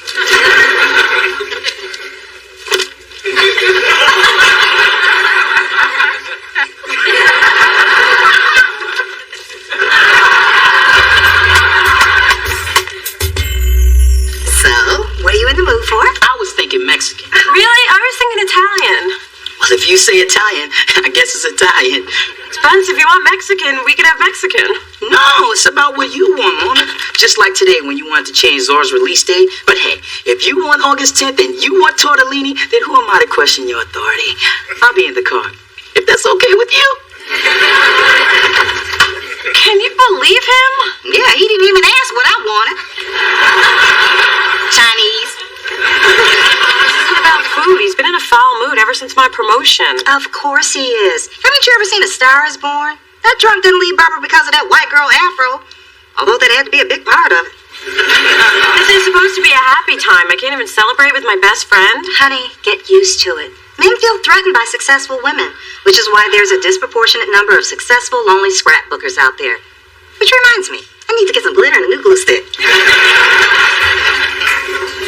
Hello, people who work for my sister.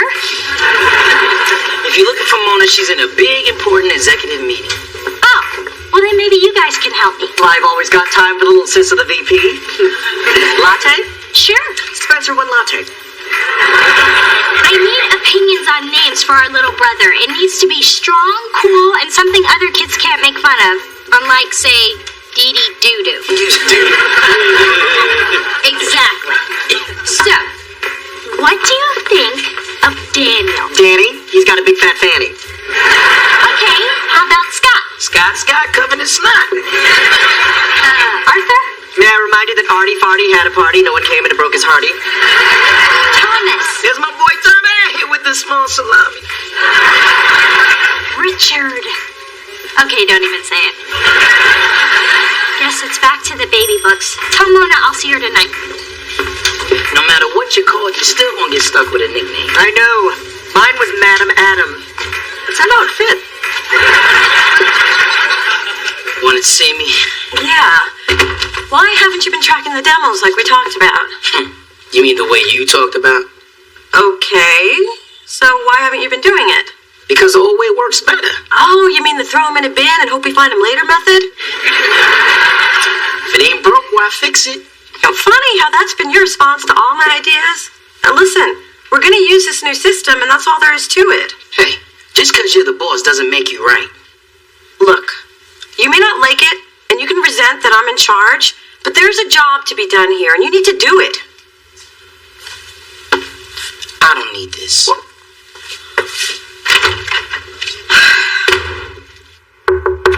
Kai, do you have a couple of minutes? Yeah, starting now.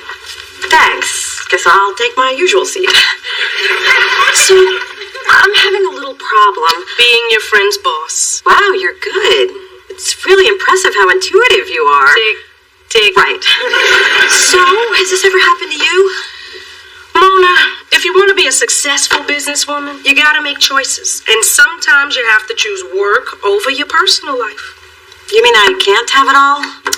I've never seen it happen. Hey, I don't have many close friends, but I do have 10 platinum albums and a Grammy, which according to the movers I'm about to sue are somewhere in Montana. But don't you miss having friends? At times. Well, we could go out for coffee. This isn't one of those times. Mona, I wouldn't have given you this position if I didn't believe in you. You'll figure it out. Thanks, Kai. You know, it's good to know there's someone I can talk to when things... Your time is up, sister.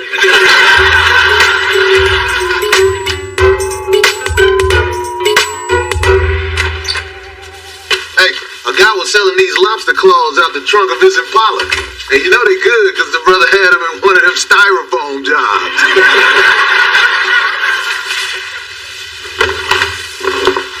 You know, Spence, I've been told I'm a pretty observant guy.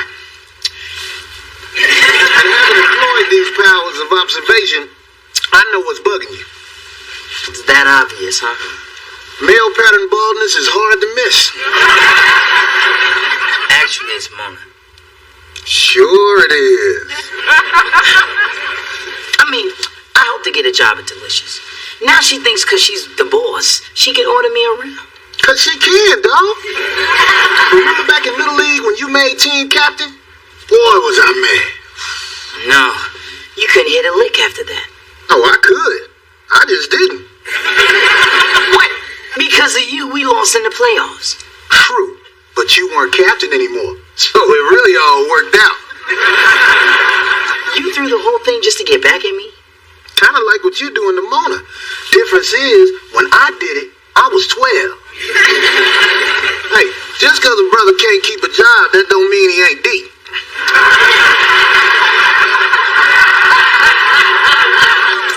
Well, Mom, after consulting several internet sites, more baby name books than I can count, and the local playground, I found it. The name of your son will be Tyler Isaac Thorne. Tyler Isaac Thorne. I like it. You do? Yeah. Oh, I am so relieved. You can't believe how many names I threw out. You really like it? Yes, and it's a shame we can't use it. Why not? It's perfect. Tyler, it doesn't rhyme with any bodily functions. Isaac, like Isaac Hayes, and Thorne, well, horny thorny, but there's nothing I can do about that. Honey, it's a lovely name. It's the initials that stink. What? T.I.? Oh. And that won't look so good, monogram on the baby blanket, will it? Damn!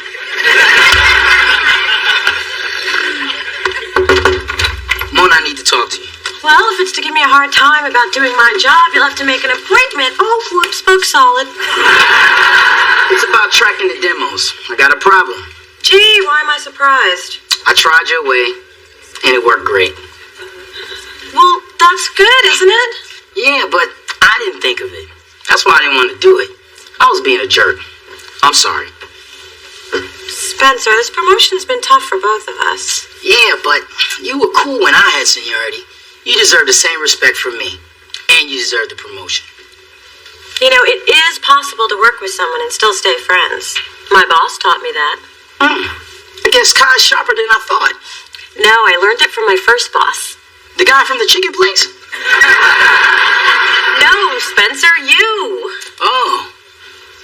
Thanks. So, VP, you need anything? Yep, blow off this afternoon with me and go to a movie. Mona's rule number 1, a happy employee is a productive employee. So you're paying? Huh? Hey, you want me to be happy, right? That's gonna cost you $8.50 and some goobers.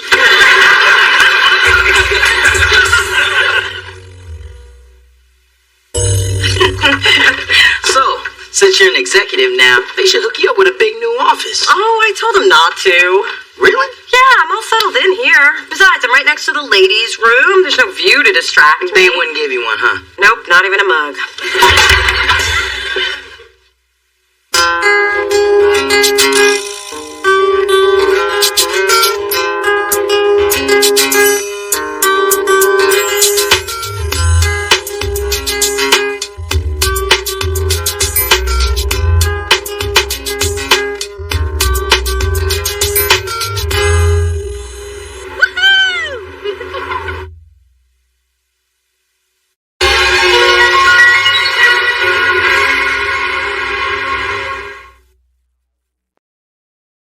To my little sister, who successfully made it through her first year of law school. Of course, there were a few casualties along the way, the split ends, the canceled brow appointments.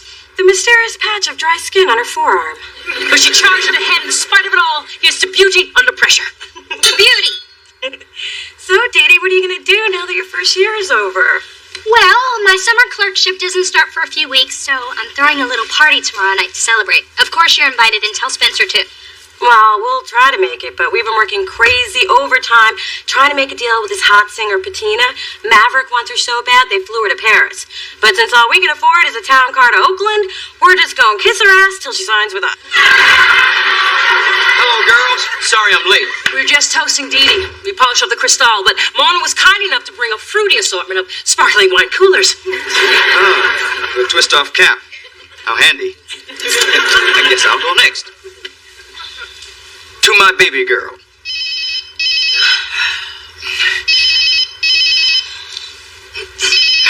I'm sorry. Hello? Hey, Earl, hold on a sec. Listen, it's a conference call with the mayor and the planning commission. I didn't think it would be for another half an hour. It's okay, Dad. Take your call. I'm sorry. I really am proud. I love you. Not you, Earl. Well, since your father dropped the ball, what I think he was about to say was, here's to a beautiful, dynamic, intelligent woman whose accomplishments have made this day possible. To me.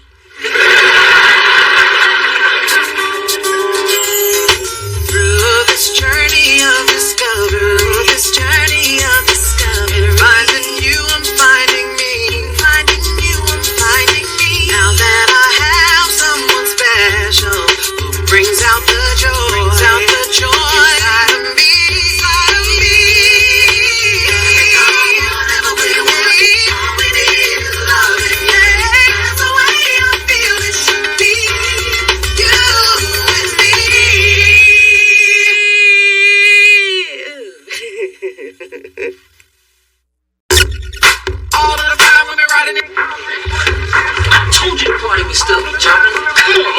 We just went to 7 clubs with Bettina. My feet hurt, my ears hurt. I got nothing left. Well, I'm young and sexy. I still got a little oomph left in me. Good for you. I'm going to bed. Could you ask Dee Dee to keep it down a little? Oh, good. Looks like this party's about to be finito bonito. Looking for apartment 4A? I bet you are, right up there on the left. Thank you.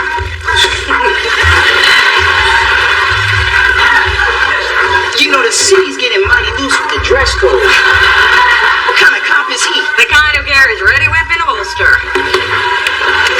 I'm getting frisky and naughty first year.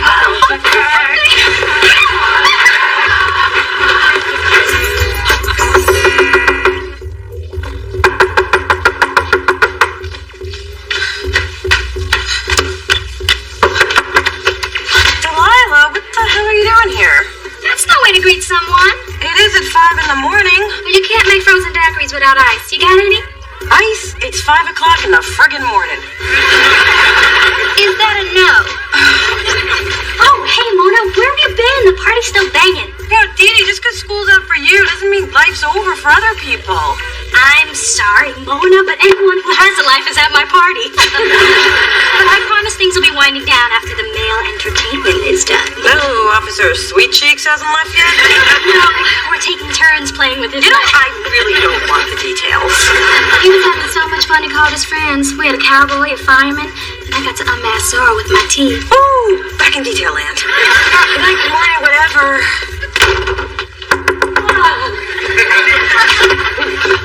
I never really got an answer on that ice.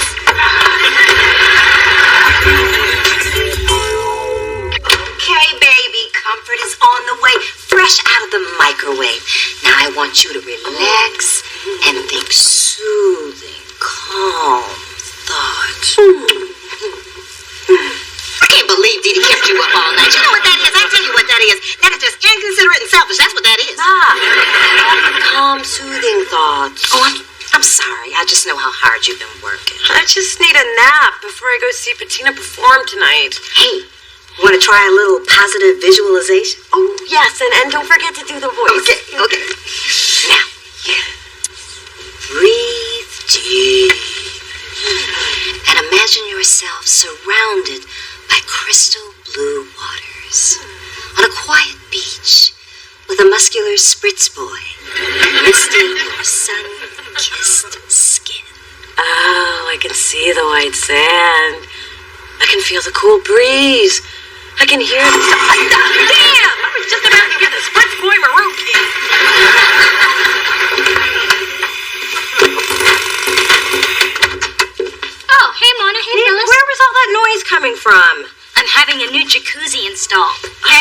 fool idea was that? Okay, to the left a little. Careful of the walls now. Yeah, keep coming, keep coming. I don't want to see anything has to be repaired with a bucket of spackle and a putty knife. Too late. Phyllis is here. Come to see what pricey porcelain looks like. I've already seen your teeth. We came here to see what all the racket is about. And Dee Dee, you put in a new jacuzzi when you moved in. True, but Mom is giving me the updated model, the X-Spa 4000. A little gift for doing so well my first year. She has to bathe, doesn't she? And now I'll be bathing with 8 super jets located in their focal muscle groups. Yay for me! But why do you have to do this now? Well, I thought I'd get it done while the other people in the building were at work. What are you doing home? Trying to take back a few hours of sleep that you stole from me last night. In Dee Dee's defense, Sugar Cube, she couldn't have known that you were going to play hooky from work today. Well, in Mona's defense, Horsefoot, Dee Dee could have at least given her sister a heads up about all this construction. Okay, look. There's really no need to fuss. It'll only take a few hours to install, and it won't be that loud.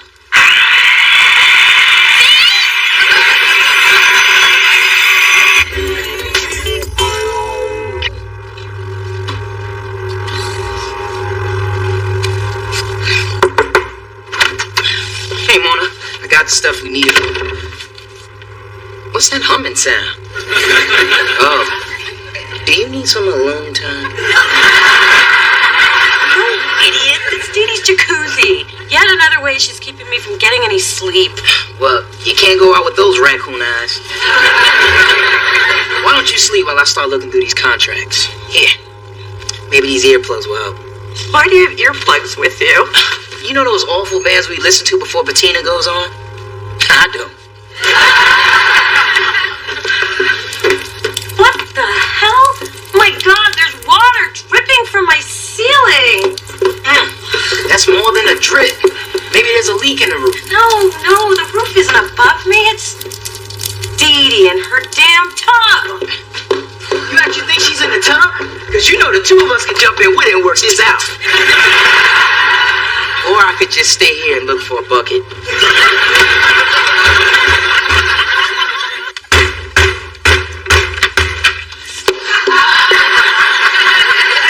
This had better be good. I was taking a bath and I was just about to power up the wave machine. Well, kiss your waves bye-bye because they're leaking into my apartment. Mona, I'm sure that the water isn't coming from my jacuzzi. It was just installed. But you might want to talk to someone about that leak. I am. Wow, you seem tense. Maybe you need a nice long soak in the X-Spa 4000. I'll be done in an hour. I can't believe that water is leaking into my apartment and you don't even care.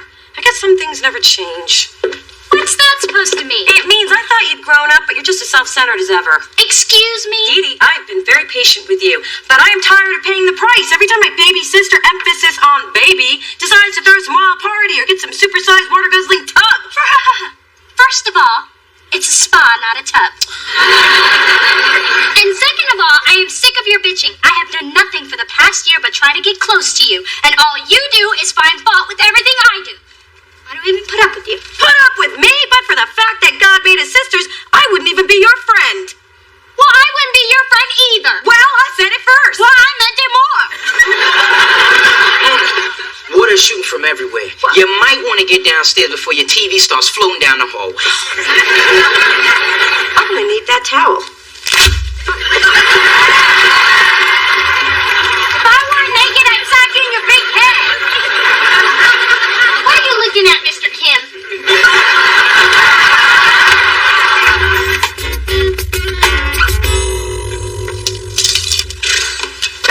Hello?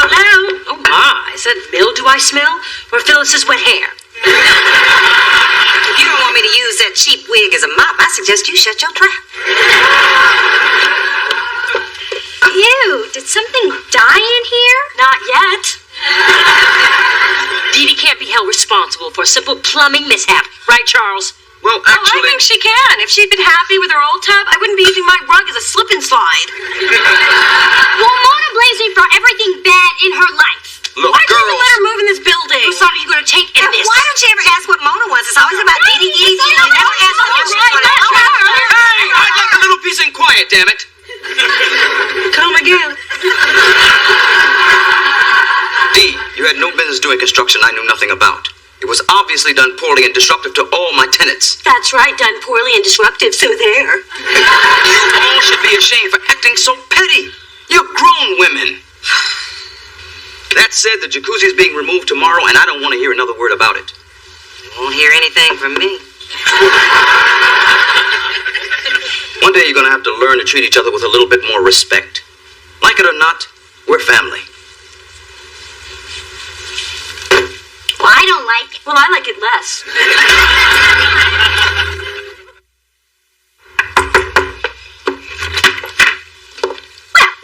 If it isn't my towel-snatching, tub-blocking sister. Since it didn't work out with your spa, I thought I would loan you my Econo version. Now, it works better if you kick your legs and you move your hips in a circle really fast. If you're here to gloat, just get out and take that oversized pocket rocket with you. Where's I'm here to gloat? You always get what you want. But every 10 years or so, the gods of sisterhood smile on me. Can you feel them smiling? I do not always get what I want. Yes, you do. Do you remember that swing set? The one you wouldn't let anyone else play on? And by anyone, I mean me. Come on, Dee Dee. When is it going to be my turn? Never. Now, Dee Dee, let's share. Get off the swing so your sister can have a turn. Daddy! Okay, never mind. I'm sorry, Mona. You're the older sister. You're going to have to be more mature about this. If Dee Dee wants to swing, let her swing. Don't push me. Oh, I'll push you. That was the first time I saw a swing go all the way around. Thank God those were my baby teeth. Well, you deserved it. You were a brat then, and you're a brat now. But this time, Dad agrees with me. I doubt if even one of your tantrums could change that. I don't have to throw a tantrum, but this isn't over by a long shot.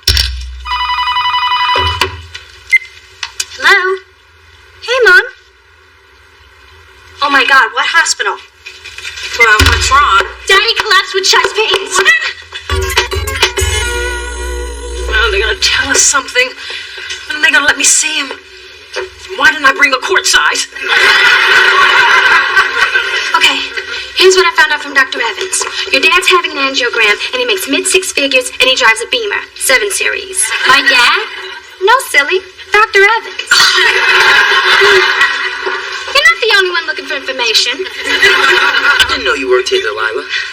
Actually, I'm volunteering, paying off a little community service debt. Community service? What'd you do? I was accused of improper acquisition of materials. You got busted shoplifting. My way sounds better. So my fault. If I hadn't stressed Daddy out with all my drama, this might not have happened. Well, as much as I'd love to blame you, I'm the one who called him up at midnight to yell at him for having a second child. Actually, it was 2 a.m. I answered the phone. Don't blame yourselves. I haven't been very happy with Charles lately, and I took every opportunity to tell him so. I should have just let him call me Chester. I guess we all played a part. Not me. Ma, the last thing you called him was a troll in tweed. It was a term of endearment. Look at us talking like he is not going to make it. He's going to pull through this just fine. Right? Hey, he got through 23 years with you. I guess he can survive anything. Doctor said your father had a heart attack. We won't know how serious it is until we get the test results. So you girls can go see him, but remember, he's still sedated. I wish I were.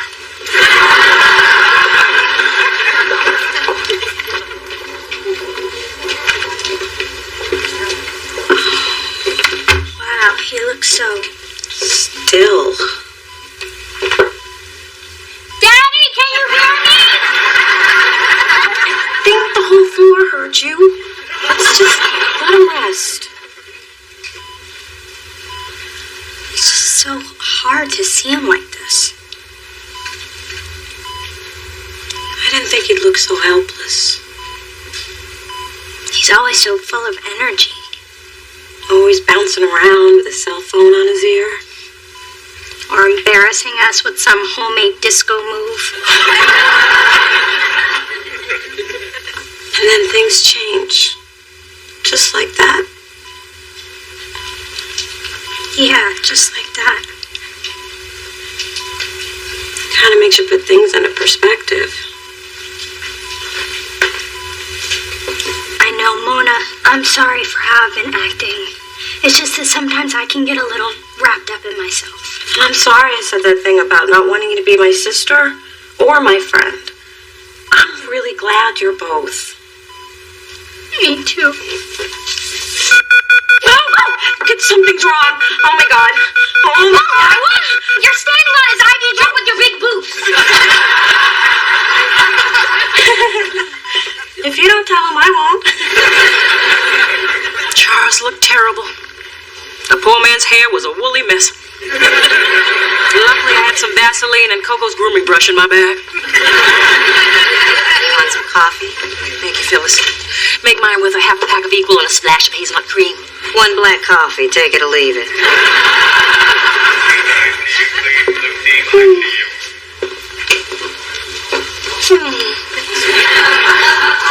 Oh, all right. What's on your mind? Well, if you insist on prying. My relationship with Charles has been a real mess lately. I have packed and unpacked my bags more times than I can count. But a voice inside me always says stay. Just one more day. My voice said, run, girl, and don't forget that cash in the mattress. Today has made me realize why I stayed. I love that man. And the thought of losing him is more than I can stand. If he pulls through this, When he pulls through this. I'm going to do a better job of taking care of him. And he needs you. I have tried to get him to slow down.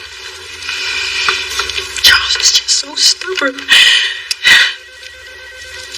Seems that coffee is affecting my sinuses. Yeah. They do make it pretty strong.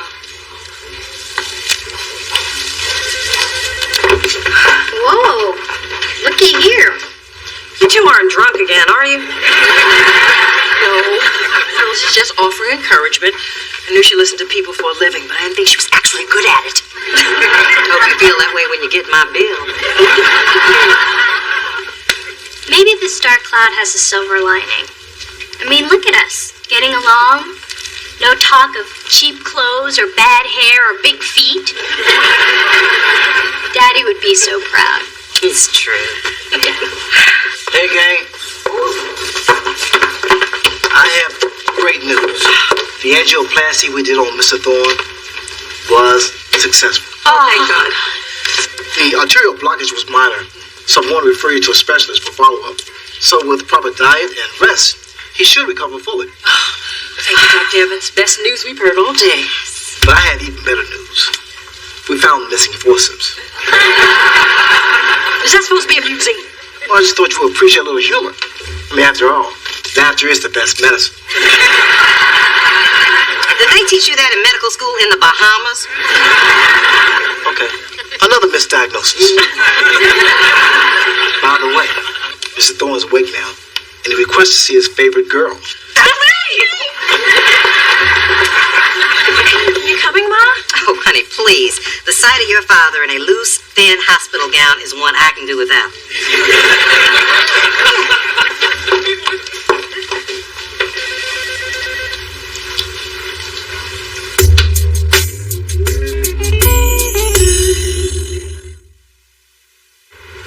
Well, it sure is nice to have my whole family here. And you too, Chester. Thanks, Mr. Thorne. You gave us all quite a scare, sweetheart. From now on, our job is to keep the stress out of your life. Mona and I brought you a fruit basket. And we brought your favorite robe.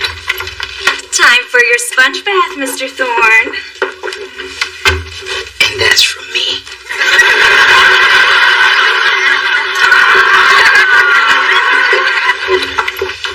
I'm a little dirty.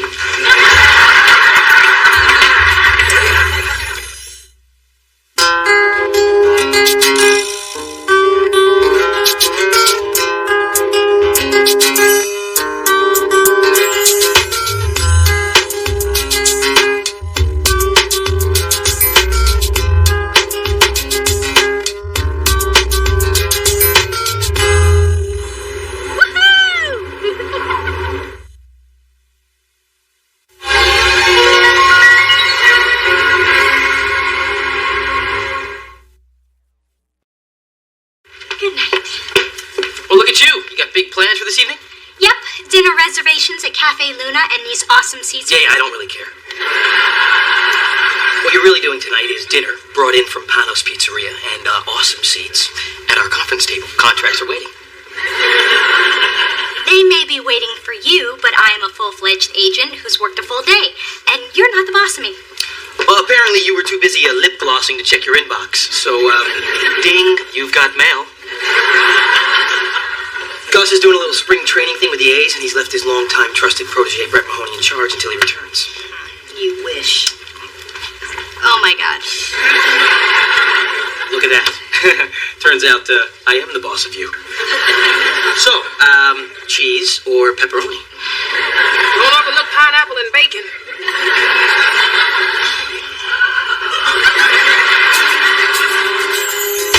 Through this journey of discovery,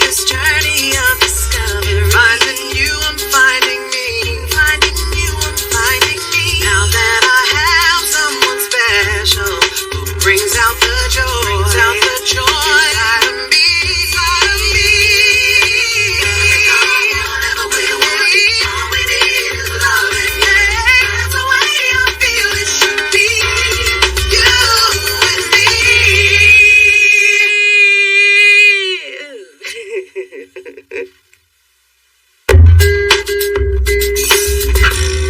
Spencer, see this mess? It reeks of you. Do I need to reintroduce you to the decimal point? Are you sure there's not a decimal there? Maybe it's under the mustard stamp. Actually, that's my mistake. And my mustard. Sweet. I'm out. I'm sorry, Kai. I'm usually very good with math and mustard packets. Mona, I cannot keep having this conversation.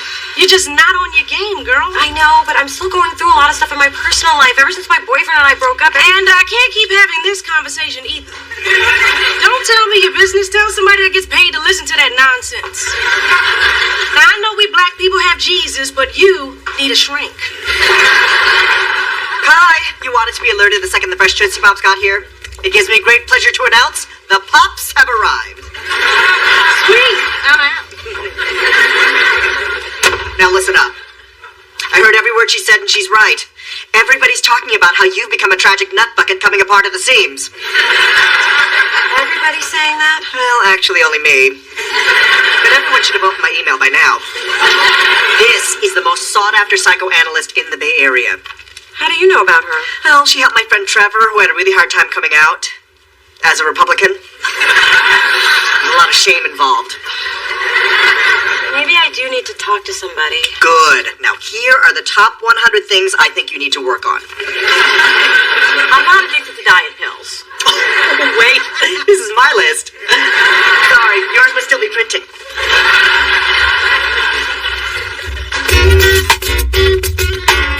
Hey, baby, you want to have lunch together this week? Sure, sounds great. Anything I can do to help you through this troubled time. Oh, well, how about Friday? Can't do Friday. I have plans. What plans are so important that you can't meet your heartbroken, unstable daughter? Lip waxing appointment. These bad boys are growing and gray. Trust me, I'm doing everyone a favor. Hello, ladies. Hello, Lorenzo. I don't see pastries in your hand. Have you ever been to this apartment when there wasn't a hungry woman on the other side of this door? Actually, I haven't. Teaspoon of advice. If you want to win over Mona, keep the pastries coming. And if you slip me a carrot cake or two, I'll put in a good word. So, what are you doing here other than being harassed by my mother? Well, I got a couple of tickets to the Basquiat exhibit, and I knew how much you wanted to go. Oh, that's sweet, but I don't think it's a good idea for me to go out with you right now. Oh, that's cool. I know you and Chase just split up, so I respect the fact that you need some time. Thank you. And I promise I won't ask you out again until tomorrow.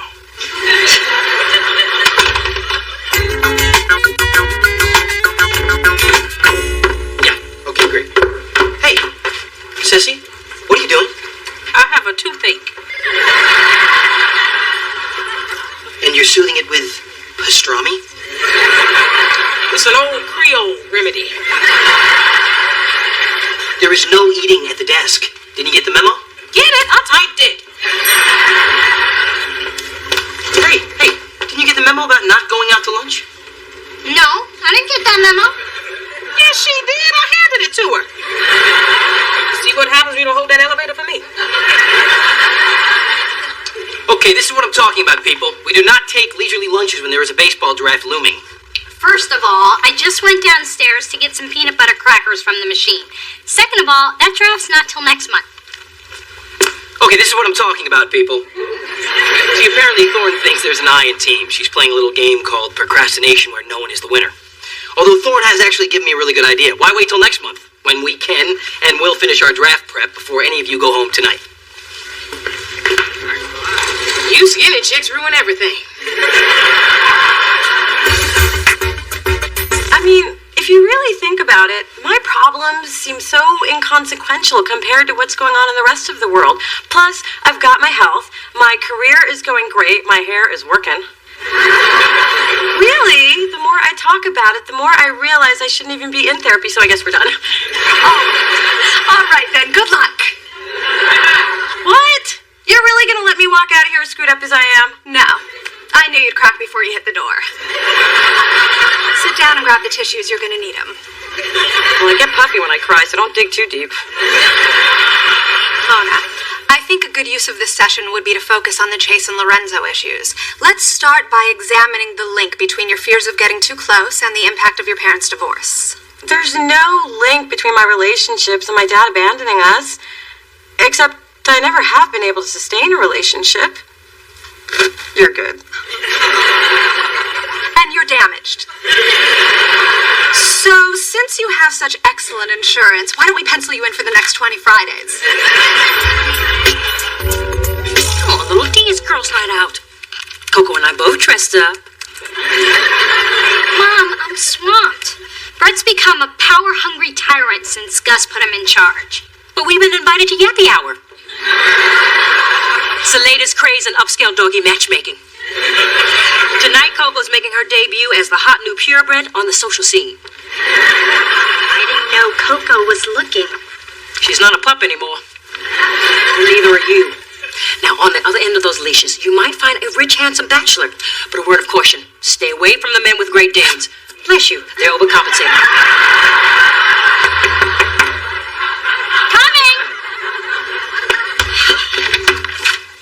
Ceci, what are you doing here? Waiting for my arms to fall off if you don't take these damn files. Dee Dee, I don't believe I met your charming yet disturbingly aggressive friend. Mom, this is Ceci. She works for Brett. Not for long, unless you get that madman off our backs. See, we all got together in the parking garage and decided he's torturing us to prove his worth to Gus. What does that have to do with me? Now that you're full-time, you've stolen Brett's thunder. And he wants it back. Of course, my dear stolen his thunder. The Thorne girls will board out, Shine. Which reminds me, don't wag your tail at the mixer. The labradoodles will think you're a tease. Is your mama talking to that dog? Yeah, but Coco stopped listening years ago. Just like the rest of us. Ceci, it's human nature to want to impress your boss, so let's all lay low and cut Brett some slack. That's where you stand, huh? Just so you know, there's gonna be another meeting in the parking garage. And this time, we gonna sit on your car.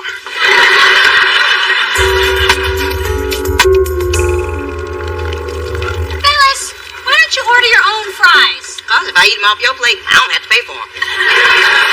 Good idea. Dee Dee, can I hit that burger?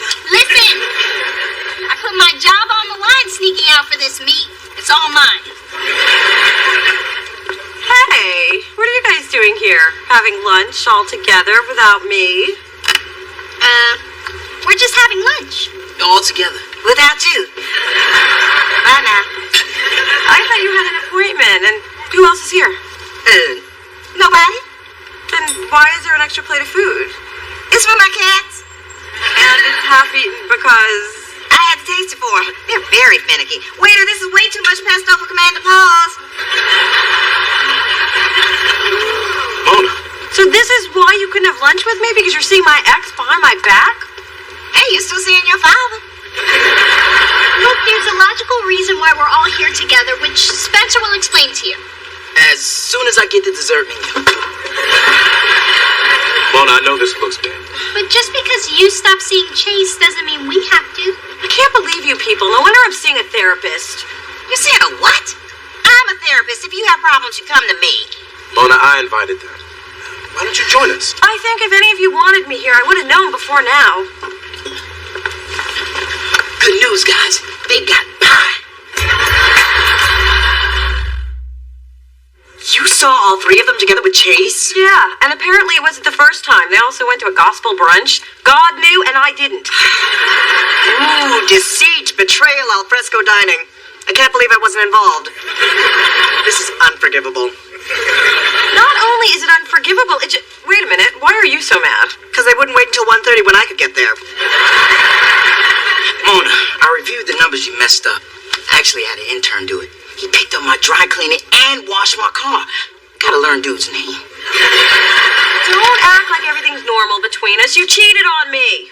Cheated? Yes, sharing artichoke and spinach dip with Chase Smack in the middle of the day. What say you, traitor? I say that attitude is the reason we pretended we couldn't wait for you.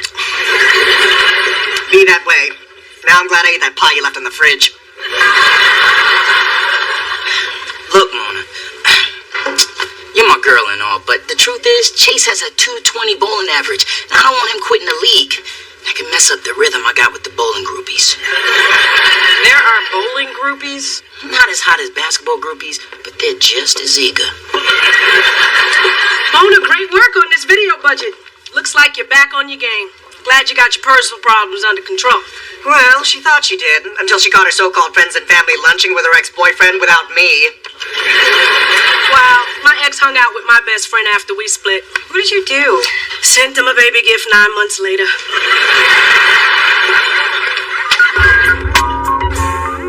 You have a few minutes? Sure, I got 5. Hold on. Ceci, send a memo to the troops. Instead of 10 o'clock, we'll be working till 10:05 tonight. It's really too bad. I was trying to dismiss everybody a little early. Brett, your troops are overworked. Have you noticed half the staff is wearing the same clothes as yesterday, which means they never went home? You know what? I'm going to tell everybody to keep a spare set of clothes and a deodorant stick in their car. Ceci, I have another memo. You're about to have another assistant.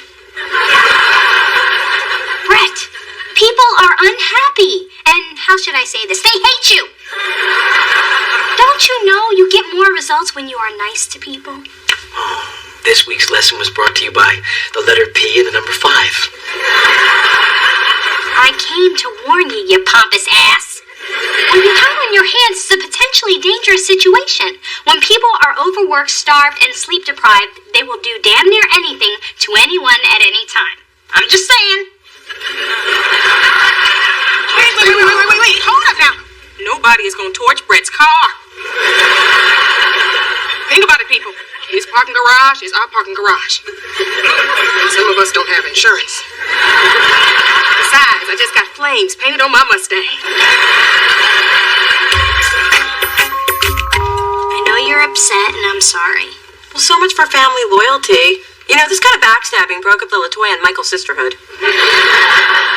It's just that we all had relationships with Chase, too. I mean, he's so sweet and charming and funny. And a great bowler, I get it. He's a wonderful guy who's never too embarrassed to carry my purse, even the knockoffs. I do miss him. Well, then, there you go. Get back with Chase. Well, it's not that simple. I mean, I still think I kind of sort of feel something for Lorenzo. Then there you go. Get back with Lorenzo. Oh, I know. Blueberry Muffin, are you okay? Because while making my rounds of various pharmacies, I spotted you sneaking through an unmarked door. I discovered that was a shrink's office after giving the janitor a cocktail from the minibar and keeping my purse. You bribed a stranger to get information about my private life? It's like you don't even know me.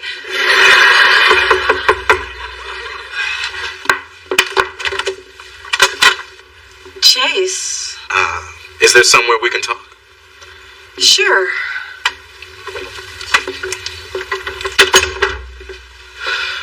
Look, Mona, I know I put you in an awkward position with your friends and family. You kind of did. I guess I was just trying to find my way back to you. To let you know that I really miss you.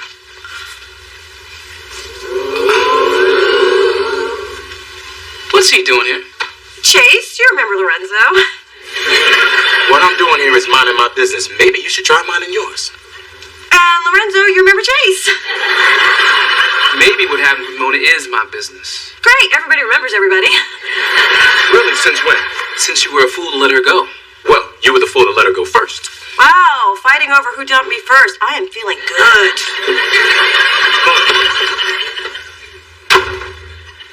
See what you did? Man, that was all you. Go home. I am home. You go home. Oh, I'll go home. But I'll be back. So, now that we've talked about my dad, the pony, the whole Mona Alona experience, and all the crappy birthdays, I think we pretty much covered it. So thanks, and I promise to mail back the magazines I stole. All right then, good luck. Are you really going to let me walk out the wait? You're doing it again. It's a good trick, and I do it well. You know, it's interesting how your running away from our work here mirrors your inability to deal with Chase and Lorenzo. Well, what am I supposed to do? I can't date both of them. You can't? Sure you can't. Oh, wait, let me just check. Yeah, I'm right. It's not 1855. Playing with their feelings doesn't seem very fair. This is not about them. You have the right to make informed choices. Take charge of your own life and leave your parents' mistakes out of it. Well, if you can help me do that, you deserve a peace prize, Doc. Actually, I'm good with cash. Well, good morning, Thorn. What's good about it? I was up until 4 a.m. revising the third draft of your stupid report, which is why my hair looks like this. This is great. Gus is gonna be psyched. Where is everybody? Oh, well, I thought about what you said about, overworking everybody, so I decided to give everyone the day off to make up for my somewhat, overzealous managerial style. Wow. You actually listened to me. Yeah, not so much you as my inner voice after my conversation with you. Plus the fact that I didn't want anyone to torch my Porsche. So, why didn't I know about this day off? Did I forget to put one of these memos in your box last night? My bad. Look at that, I put a little happy face on it and everything for you. Just wanted to let you know that I appreciate you looking out for me. Thanks for having my back. Anytime. Oh, and Thorn, you know that I got yours. GMG, good morning. Hey, Gus. What do you mean, where the hell is everybody? Where are you? He's upstairs in his office. He must have come back early. Honestly, I don't know. It's funny. I was up all night working on that pre-draft report, and when I got in this morning, Thorne had given everybody the day off. Don't know what to do. Yeah, I'll take it right up. No problem. Bye-bye. Wow. He wants to see you upstairs in his office. That sucks. Playing with the big boys now, Thorne. Well, it's too bad that you put out a memo giving everyone the day off and signed your name to it. Thorne. You wouldn't do that. Watch me. Oh, and don't go too far. I have a feeling Gus is going to want to see you in his office, too.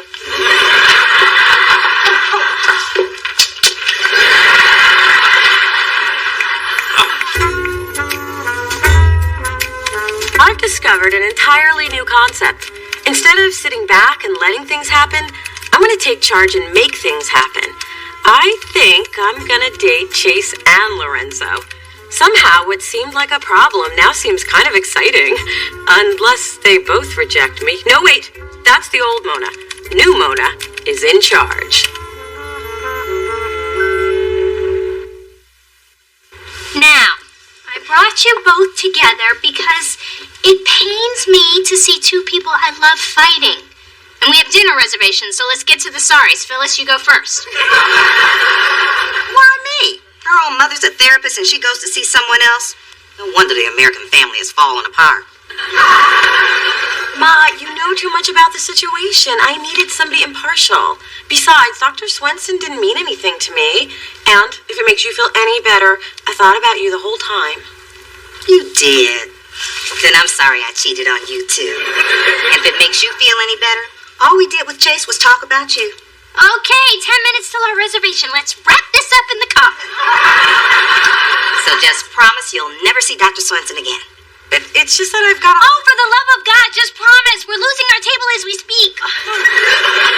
But I prepaid. I still have 8 more sessions. She got you to prepay? She's good. Maybe I ought to go see her.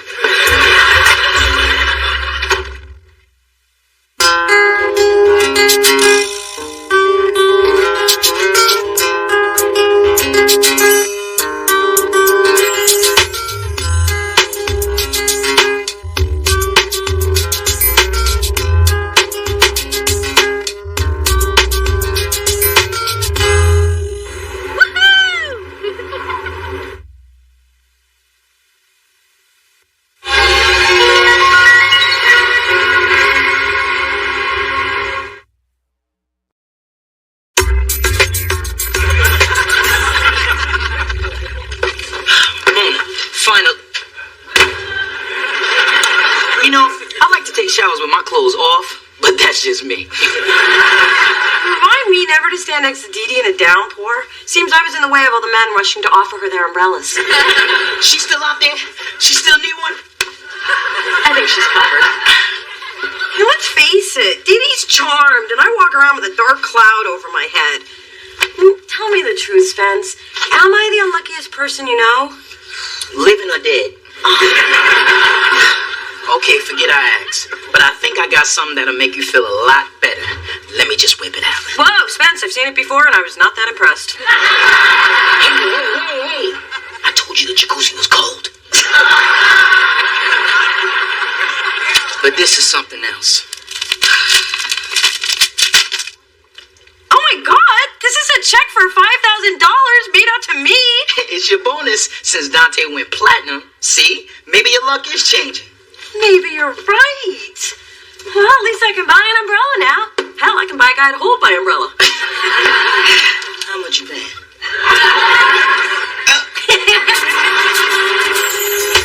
Through this journey of discovery, finding you, I'm finding me. Finding you, I'm finding me. Now that I have someone special who brings out the joy, inside of me.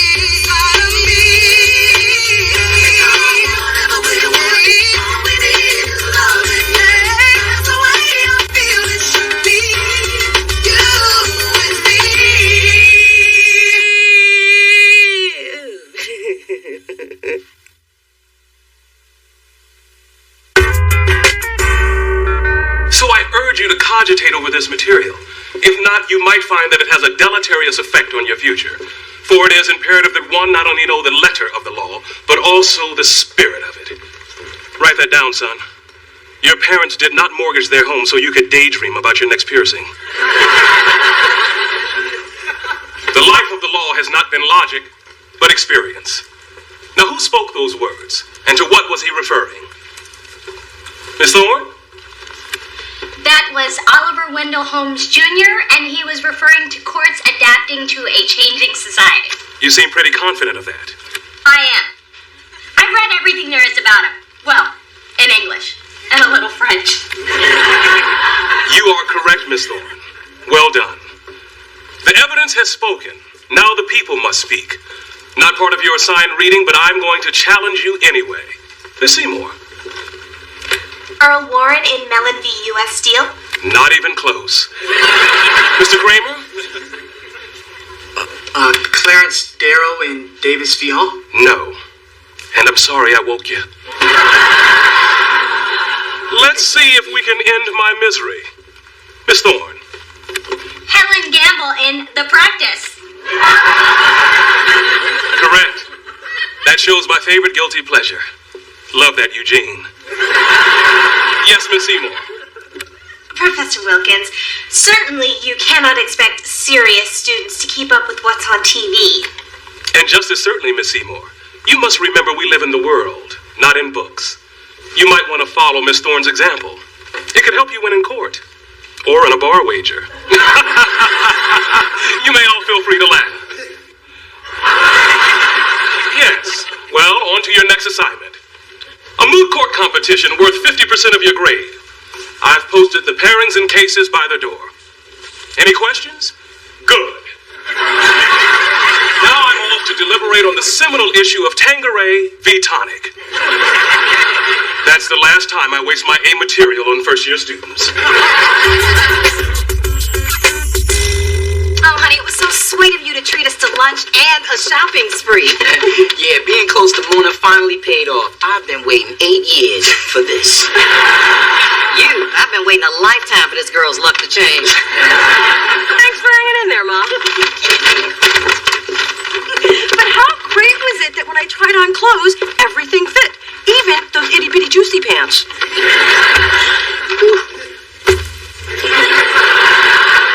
Welcome to your sofa. I was giving myself a facial while drinking grape juice and eating guacamole. Multitasking, not one of my strong suits. But the good news is I found someone to reupholster the cushion quickly and cheaply. See, your good luck continues. I know, but it does feel kind of weird. And usually in Mona Land, it's only a matter of time before the other shoe drops. Talk about looking a gift horse in the ass. Oh, I'm not complaining. I'm gonna ride this pony as long as I can. Yee-haw! While you're riding, can you pay to activate a brother's new cell phone? 8 years, Mona. 8 years.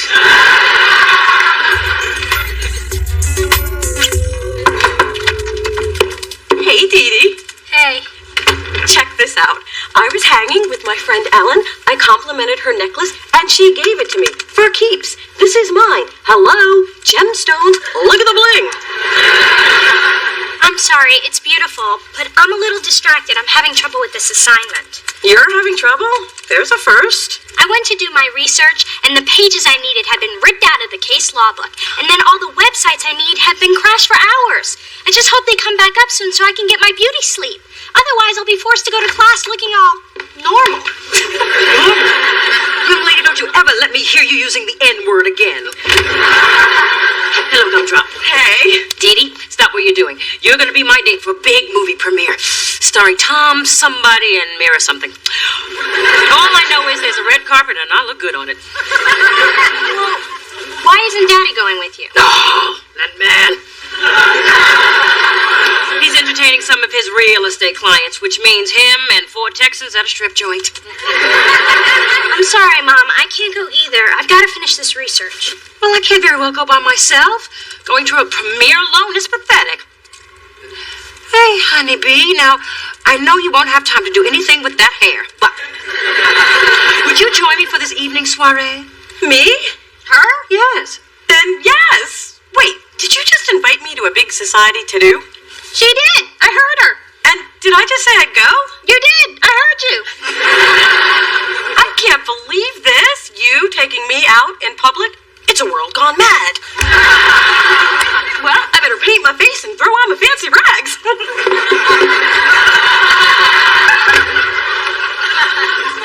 That's just an expression, Mom. Oh, thank God.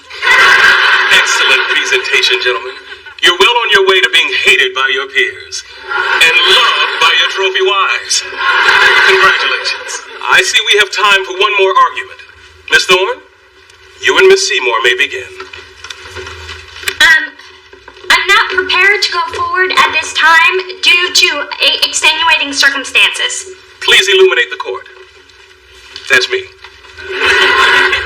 While preparing, I realized that the pages pertinent to my case were ripped out of the book. I then did a thorough web search and found that all the sites were crashed. I was up till the wee hours of the morning, which is, by the way, why I look like this. You look perfectly normal. Exactly. Your Honor, I'd like to request an extension. Miss Seymour, I take it you had similar difficulties. No, Your Honor. I'm ready to proceed. I guess some of us are just more thorough. What? The only way you could have that information is if you ripped it out of the book yourself and then purposely crashed those sites. Serious allegations, Counselor. I hope you can back that up with documentation. Oh, that's right. You couldn't find any. It's obvious Miss Seymour didn't think that she could beat me honestly, so she resorted to unscrupulous behavior.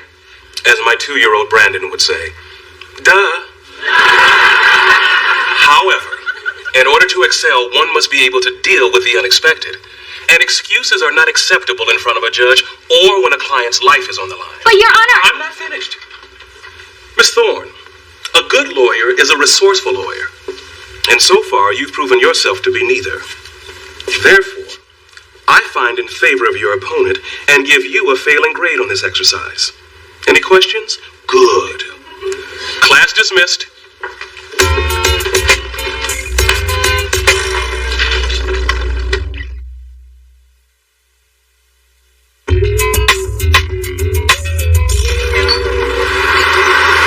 I'm just glad you weren't there to see the lowest moment of my life. Oh my God, this is it. It's the shoe. It's the shoe. What are you babbling about? Don't you see? All these good things have been happening to me. So all my bad stuff had to happen to someone. And the Mojo Man picked you. That's ridiculous. Hey, look. $20. Mr. Mojo strikes again. I think this proves I'm onto something. All it proves is that you're paying for lunch. Lana, my setback in class was just a fluke.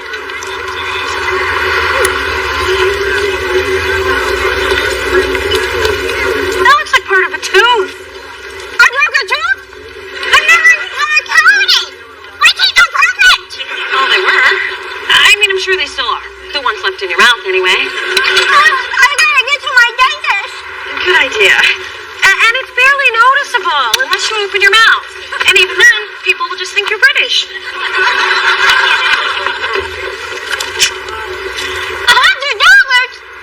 Just get in the car. I don't know if I want to get in the car with you. Just get in, damn it. I can't believe this. Even my shoes have turned against me. Well, at least the dentist was cute. And he gave me his number. So, I broke a tooth, ruined my boots, and learned the Spanish words for wet paint. Could this day get any worse? Hello. Just so you know, in the bad luck world, we call a question like that a sure thing. Dear Lord, what happened? You look like you've been attacked by discount shoppers. Don't make me explain. It's too depressing. Plus, it hurts to talk. Very well. I'll just reschedule our facials. And dear, couldn't you have brushed up against a color that didn't clash with your ensemble? You know, I'm starting to believe your whole mixed-up mojo theory. This day sucks. I think I broke my tailbone. Well, it's about time little Miss Perfect got a taste of reality.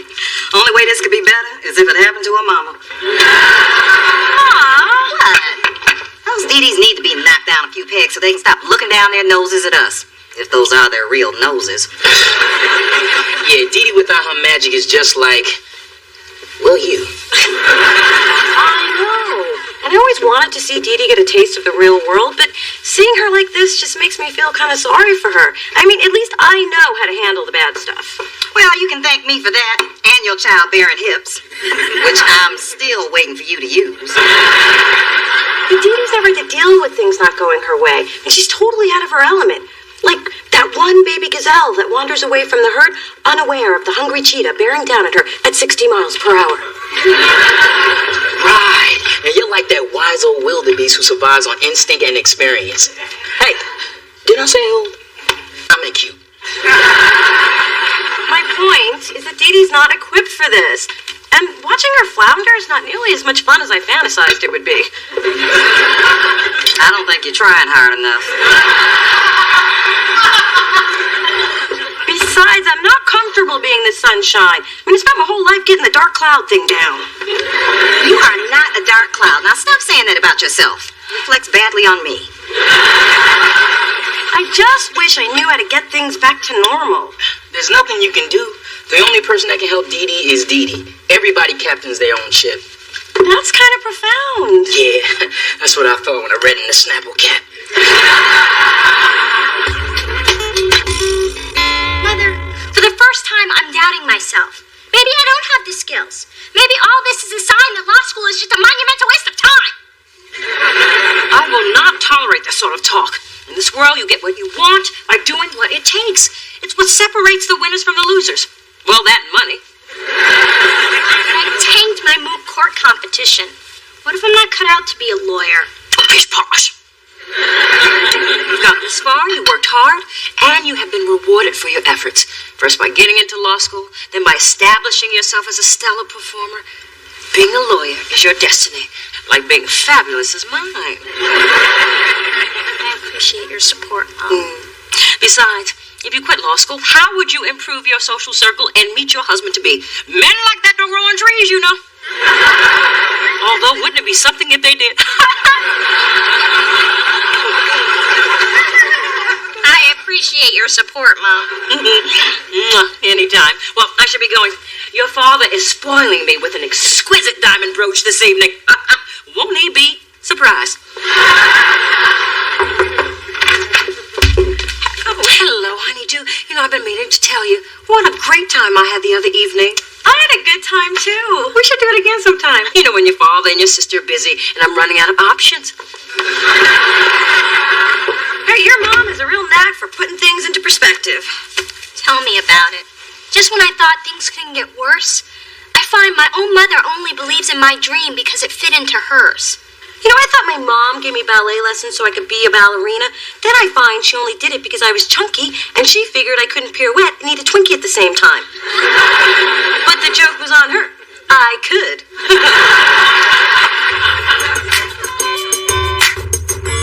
Look, lady, I brought back the cushion when I said I would, and now I want my money. What kind of businessman are you? I can't believe you're trying to gouge me like this. You call it gouging, I call it gouging. We agree. Check, please. Hey, could you keep it down? I'm trying to be depressed here. This guy quoted me one price, and now he wants 3 times that amount. Can he do that? You're the legal mind, Dee Dee. Help me out here. You don't want me messing things up for you. Not only can I do that, I can also sue you for the money you owe me. And since we had nothing in writing, it's just your word against mine, doll.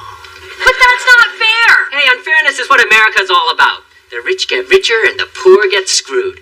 And in this scenario, care to guess which one of us is which? Now, wait just a second, Curtis. The fact is, you don't know what you're talking about. Stay out of this, kitten. I am not your kitten. And not only are oral contracts valid and enforceable in almost all matters except the transfer of real property, they are a regular part of legitimate business dealings. Since legitimate is the key word, it's no wonder you weren't aware of this. And any judge worth his salt would find in favor of the defendant. Wait, I don't think we... Hush it up, Kurt. Now that we've examined your dubious chance of success on the civil side, let's turn our attention to the criminal one. Criminal? What are you talking? Let's see. Fraud, extortion, battery. I never touched her. Ooh, ow, ow, ow, ow. So, I guess it's your word against ours. Okay. Just pay me what I quoted you. Make a check out to... Send us a bill. Yeah, that's good. Dee Dee, you were unbelievable. I was, wasn't I? I buried that guy and I didn't even work up a sweat. Not that I do anyway, but you get my point. Do you realize what just happened here? That guy tried to rip me off, and you ripped him a new one. The universe is back to normal. Ah, crap, the universe is back to normal. I know. Isn't it great? I believe our next... Miss Thorne, I've already rendered a decision in your case. Yes, but I'd like to petition the court to appeal that decision, citing precedents, Your Honor. 6 years ago, in this very same moot court, a first year was given a second chance at arguing his case. The precedent has clearly been set by you. This is ridiculous, Professor Wilkins. It's Your Honor. And the rules of precedence are sacrosanct in our justice system. Therefore, I am granting petitioner's motion. You may proceed, Miss Thorne. Thank you, Your Honor. Since I couldn't get the case material through normal means, I went directly to the source.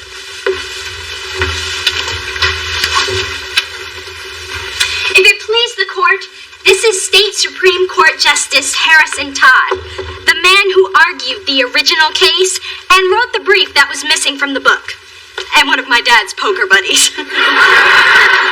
It's an honor to meet you, Justice Todd. As it should be. I've long admired your work. As you should have.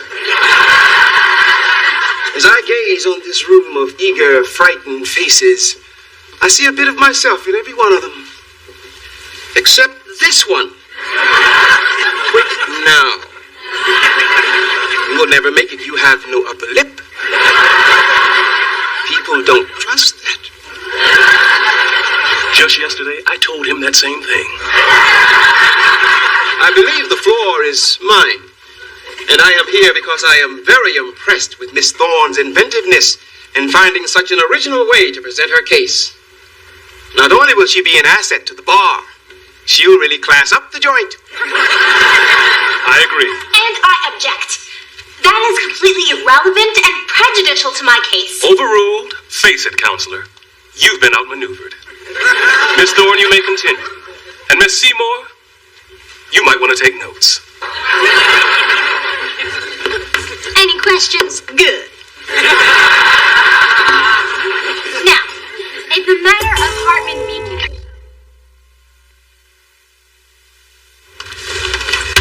That was accounting. It seems they put one too many zeros in my bonus check. It was supposed to have been $500, not $5,000. The universe didn't waste any time, did it? So you owe the company $4,500? Pretty much. But good luck to them getting it back from me, suckers. You realize they'll just take it out of your paycheck. Damn the universe.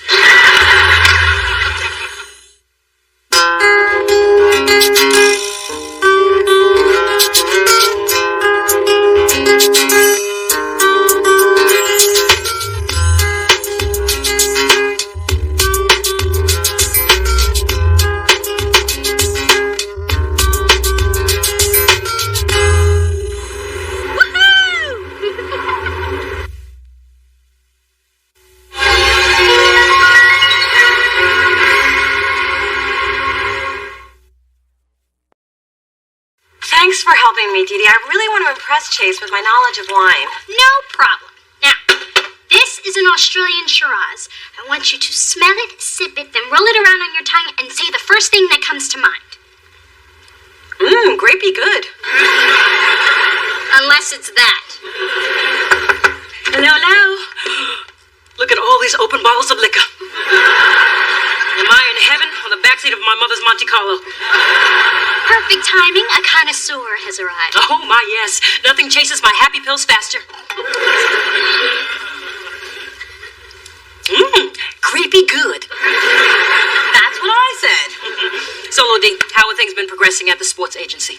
Fine. Great. Oh, who am I kidding? It's crap. I'm halfway through the 6 months I was given to prove myself, and all I've proven is that I look really hot in a business suit. Well, at least the 3 months weren't wasted. If I don't sign a client of my own and show my boss that I'm an amazing agent, I'll go back to living on a budget and making sensible shopping choices. I won't go back to that hellish life. When I asked about the agency, I was really less concerned with the ins and outs of it and more concerned with the rich NBA players that you're meeting, dating, and potentially marrying. So, let's start again. Who are you meeting, dating, and potentially marrying? Through this journey of discovery,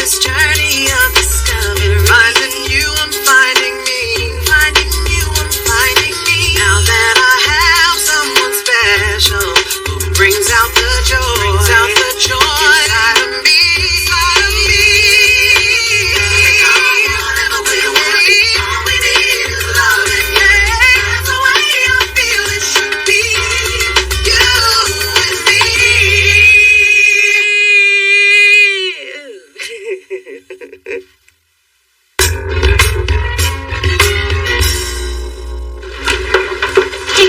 A second? Absolutely. Let's walk and talk, Thorne. Try and keep up. I always do. Not so far. Well, I put together a list of athletes without representation that I'm going to go after. Tell me what you think. Yeah, sure. Let's see. Taylor's rotator cuff is trashed. Johnson's career is over next season. Oh, Carmelo Anthony just signed with BDA this morning, so you were like this close to getting him. That's heartbreaking. Thank you. All right. What about Dwight Mitchell? You're going to try and sign Dwight Mitchell? That's very cute. Sounds like a great way to waste your last 3 months here. Is there something I don't know about him? Only that every agent in the sports world has already gone after this guy and failed. Oh, does every agent include you? Well, wouldn't technically say it. Oh, so Brett Mahoney failed at something. Hey, failed. It's a little harsh, all right? Especially when the task is impossible. Dwight Mitchell doesn't trust any agents. Oh, was this before or after he met you? His wife Alana is an attorney who negotiated a pretty decent NBA contract for him. Besides, he hates anyone in a suit. Nice suit, by the way. Well, his wife can't possibly get him the endorsements that I can, and that's where the crazy money is. And in your case, maybe Dwight didn't hate the suit. Maybe it was your hanky. Do you own like 100 of these? You know, I really don't know why you're trying so hard, because it's not likely you're going to thrive in this business, Thorne. I mean, generally speaking, athletes are more interested in sleeping with women than being represented by them. Who do you think you're talking to? There's no difference between the two of us. God says there is. I'm tired of you constantly reminding me that I am a woman. At the end of this week, this woman will have Dwight Mitchell as a client, and you'll just have your hanky. Thorne, I mean, don't get me wrong. I love women. My housekeeper's a woman. You know, my ex-fiance is a woman. And the person ending this ridiculous conversation, a woman. And the person who's not going to be working here much longer, A woman.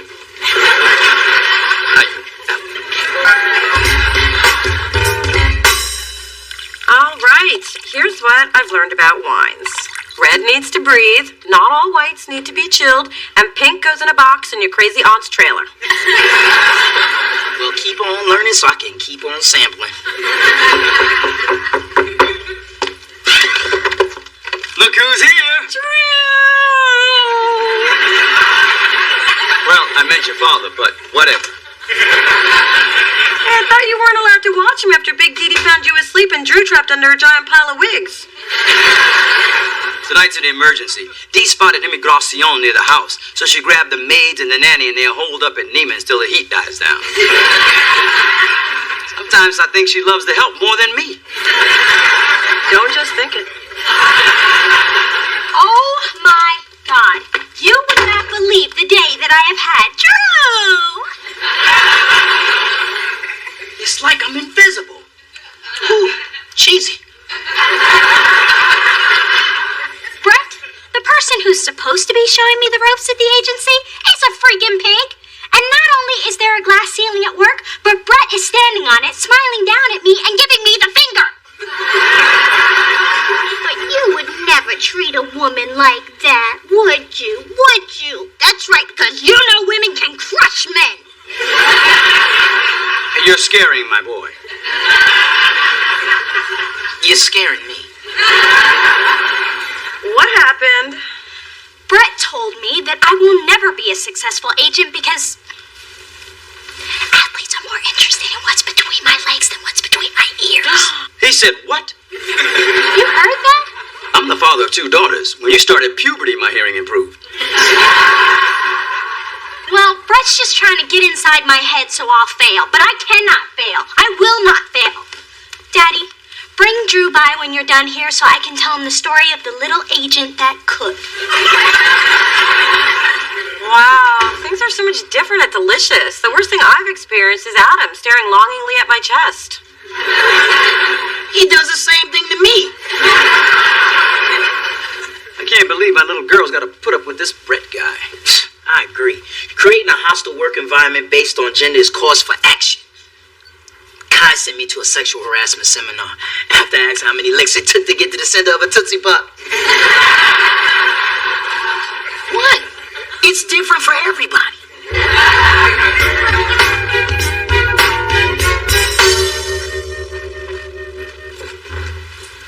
Hey, what are you doing here?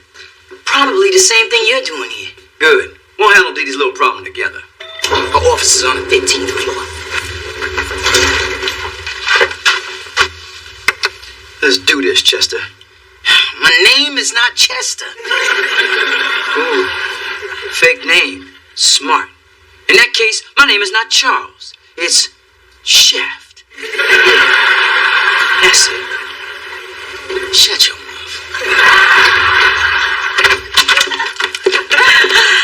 Oh, Lorenzo. Hey, Mona. Long time no see. You've been hiding from me. Last time I saw you, you kissed me on the forehead. There's nothing more to say. Except you got a man. How you feel about that? Oh, well, we're still neighbors. Maybe we can get together sometime. I guess you didn't hear me the first time. She got a man. So it's true what they say? You really can't reheat a souffle? Oh, you can reheat anything. Wait, we're talking about food, right? I know your restaurant has a strict policy against interrupting patrons, but I really need to speak to Dwight Mitchell. It's just that... Stop hanging up on me! Hey, we came to cheer you up. We've got $1 Million Baby, Monster, and Kill Bill. And a box of milk does as big as your daddy's head. I wish I wasn't so busy trying to get to Dwight, because a movie about killing men really sounds delightful. Well, Mom and I swear by these movie marathons. Women who are worse off than you. A couple of those movies might skip. With Mona's life, we've used them a lot.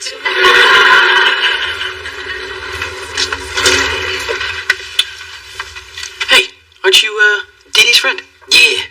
And I'm Dee Dee's father. Oh, very nice to meet you. We'll see how nice it is after we're done. Dee Dee told us how you've been treating her. You must have forgot. Every little girl has a daddy. What's going on here, guys?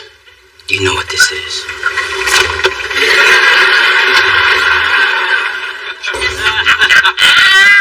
Well, Brett, I'm glad we could work out our little misunderstanding. Absolutely. I'm going to have my assistant messing you guys those tickets first thing in the morning. Courtside, right? Hey, cheerleaders up close. You the man, Brett. No. You both. The man. Now that's how you do it. Yeah. Diddy's going to thank us when she hears how we straighten Brett out, Chester. It's Spencer. It's just me. Let the fake name go. Girl, you are wearing those floors out.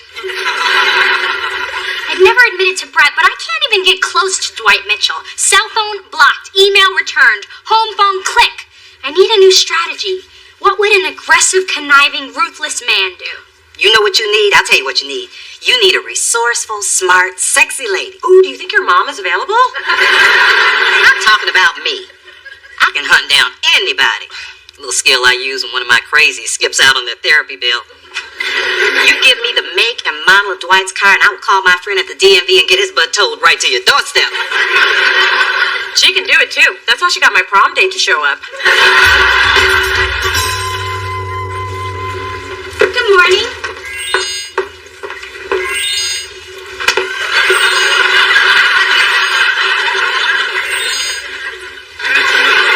Thorne! Mahoney. Hey, listen, I just wanted to thank you for sending your father and his thug to ambush me last night. I didn't send anybody, and the only thug my father has is my mother. So you don't know anyone by the name of Shaft, Thorne, or Chester? Oh, no, they didn't. Oh, yes, they did. Yeah, it seems they're very concerned with the hard time you're having fitting into our little family here. Especially Shaft. You just don't see that kind of caring in the sports world. You know, maybe you're ushering in a whole new era. You know, what's next? Puppies? Crying? Pink uniforms? Excuse me, but I think I hear my phone ringing. Yeah, well, don't worry, Thorne. I assured them things will be different from now on, and I also filled the rest of the staff in on your special needs. Daddy's little girl? Yeah, I swear, I did not do that. I was the first person to laugh when I saw it, though. In fact, I'm still laughing.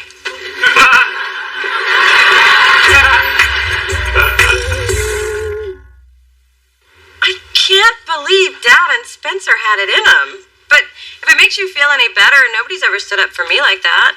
Let me tell you a little story. The place, the churro shack, the time. Am I not suffering enough? Hey, the middle class has stories to tell, too. Go ahead, baby, tell your tale. I was a young girl kneading dough under the hot summer sun at Six Flags. My coworker, Artemio, would mold his dough into obscene shapes and force me to fry them. Now, I was too afraid to report him, so I just ate the dirty churros quickly so the children wouldn't see them. Now, I gained 20 pounds that summer and was fired for not fitting in my uniform. That's it? You're my kid and I'm bored. The point is, I always regretted not fighting back, and Artemio ruined my love of deep-fried dough. For a week? I can't tell you how many times I was skipped over for promotions because I was a woman, but I never did say anything because I needed the job, and I was a single mother to miss eye patch, orthopedic shoes, cavity, and every tooth over here. Edie, you have a chance to do what we didn't do. So you've got to show the guys in your office that you're not the incapable, fragile female they think you are. And I'm going to help you because you got me fired up. I love it. Two sisters and a little boys club takedown. Well, how come only Mona can help? You're sitting next to the most vindictive woman in town. And by vindictive, she means crazy. And by town, she means planet. Well, that was a bust. This is my kind of gym. It's a 2-year wait list just for a membership. If I can't get a membership, I can't work out. It's perfect. We're just gonna have to go with plan B. We'll wait for Dwight to come out. After he trains, then I'll pounce. His endorphins will be flowing, he'll be in a good mood and receptive to my pitch. Or he'll be tired, sweaty, and annoyed at the sight of you. Hey, there's a coffee cart. I'll treat. Okay, but let's make it fast. Thanks, Tony. Oh my God, there he is! Dwight! Dwight! Whoa, slow your roll. I mean, you ladies are beautiful, but I'm happily married. Here's a little something to remember me by. Thanks for being fans. He thinks I'm just a groupie. He thinks I'm beautiful.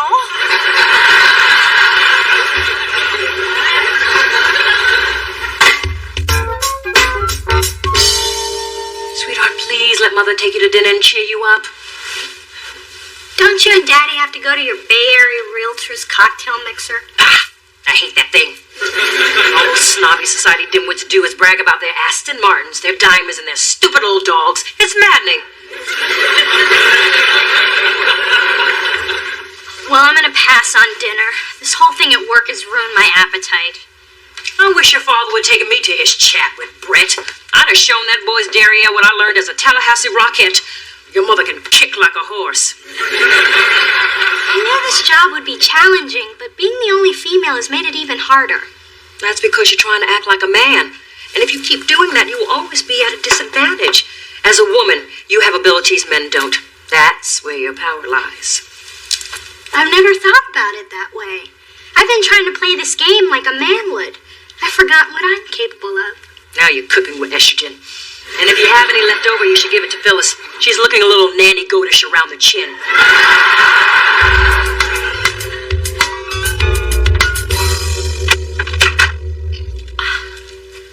This spa is amazing. But are you sure we're going to find Dwight's wife here? Yeah, pretty sure, because she's right there. Some backup you are. You don't even know who the mark is. Okay, now here's the plan. I'm going to introduce myself to Alana, work my magic, you watch the door. I don't want to watch the door. I watch the door at the gym. You see how that went? And clear the room. Do you think you can do that? I've been doing it since elementary school. Excuse me, ma'am. It's time for your treatment. I've already had my treatment. Well, it's buy one, get one free day. Well, in that case, should I get the saltwater scrub or the seaweed wrap? I don't care. Just get out. Alana Mitchell? Hi, my name is Dee Dee Thorne. And this is the quiet room? Let's take advantage of that. You need some muscle? You want me to throw her off her chair? No! Just watch the door and wait for my signal. Okay. What's the signal? Just give me some room. Perhaps you two will be more comfortable at the city pool? Hi. Sorry, I'm a sports agent. Smooth. Maybe next time you should be the muscle. Shut up. Okay. And I'll work night and day to make sure that your husband gets the best treatment the sports world has to offer. Dwight Mitchell belongs at GMG. You don't think we've heard any of that before? Dwight gets approached every week by hungry young agents giving him the same line. Admittedly, none of them have ever done it in a fluffy robe. Well, it's my own unique style. But the other thing that none of them have is my energy, drive, and passion. I can promise no one will work harder for Dwight than me. I'm proud of the work that I've done for my husband. Everyone who comes to us thinks that they can replace me. Oh, I don't want to replace you. I want to work with you. He is a powerhouse on the basketball court, and you've obviously got the brains and the business savvy. I just want to join your team and take Dwight to the next level. Alana, I know that you have never trusted agents, but you can trust me. And I'll have all the men at GMG working for us. How much longer are you guys gonna be? Because there's a group of angry women out there, and they're threatening to snap me with their towels. So, Alana, what do you say? Give me a shot.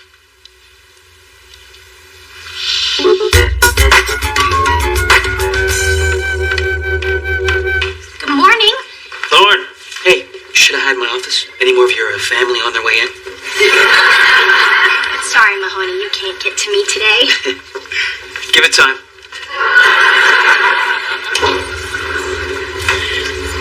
Hey, Dee Dee. Alana, Dwight, thanks for coming down.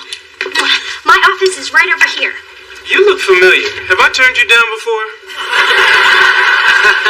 Well, I wouldn't technically say. Yeah, you have. I thought I recognized that fancy pocket thingy you got. What do you have, like 100 of those? Why don't you two wait in my office and I'll be in 1 second. Hey, Brett, would you mind getting my clients some water? They may get a little dehydrated from all the paperwork they need to go over. Thanks. Hey. How did you land Mitchell? Never underestimate the power of women. Now, if you'll excuse me, Daddy's little girl needs to sign the unattainable client, and feel free to spread that around the office.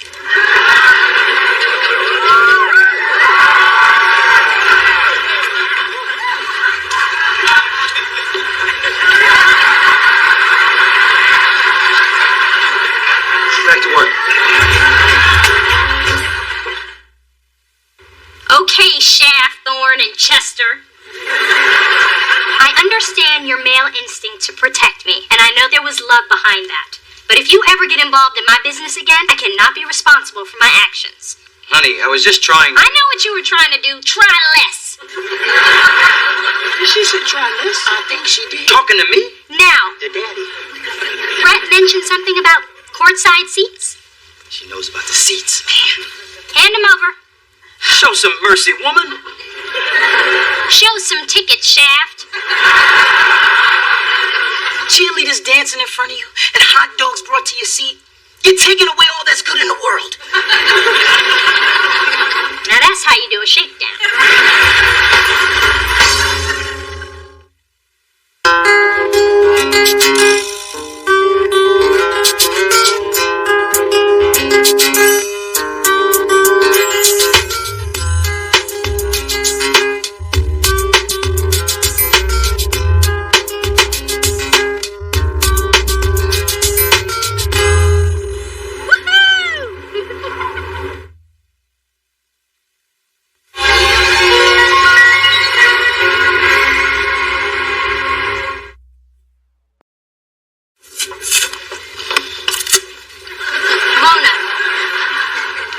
It's a tedious process, but you actually have to lift the chopsticks to get the food into your mouth. And garlic noodles are your favorite. Lost the will to slurp. We just wanted to take your mind off your breakup with Chase. But you brought me to a restaurant that Chase and I have been 1,000,000 times. We sat here. We kissed over there. Over there. Over there. Over there. All that loving and you still managed to drive him away. Shocking. Through this journey of discovery, finding you, I'm finding me. Finding you, I'm finding me. Now that I have someone special who brings out the joy, inside of me.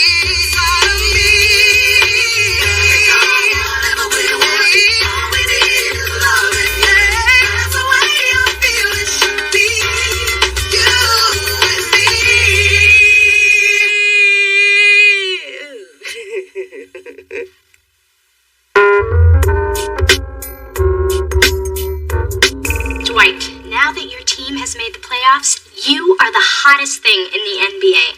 Well, that's an understatement. You're hot as the sun. You're Dwight Mitchell. In fact, you're hotter than the sun. Actually, you are so hot, the planets are starting to revolve around you. Woo! Oh, bye. Nothing? Okay. We intend to capitalize on that heat to get you even more publicity and more lucrative endorsement deals. Lucrative is my favorite word. Mine too. Are you my brother from another mother? Why is he here again?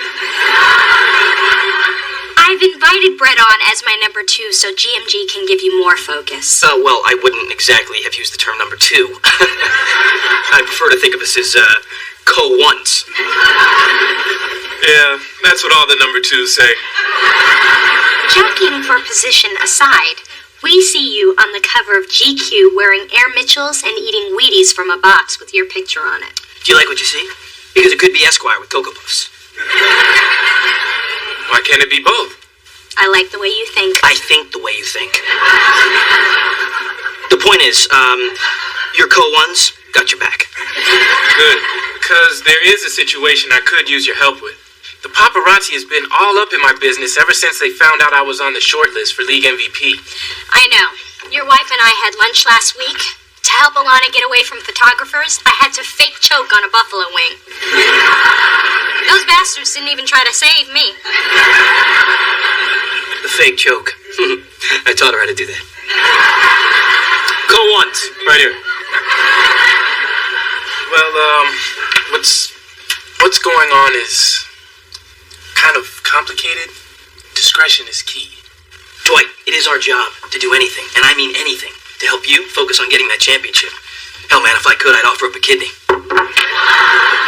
That goes for me, too. I'd offer up Brett's kidney as well. Co-ones.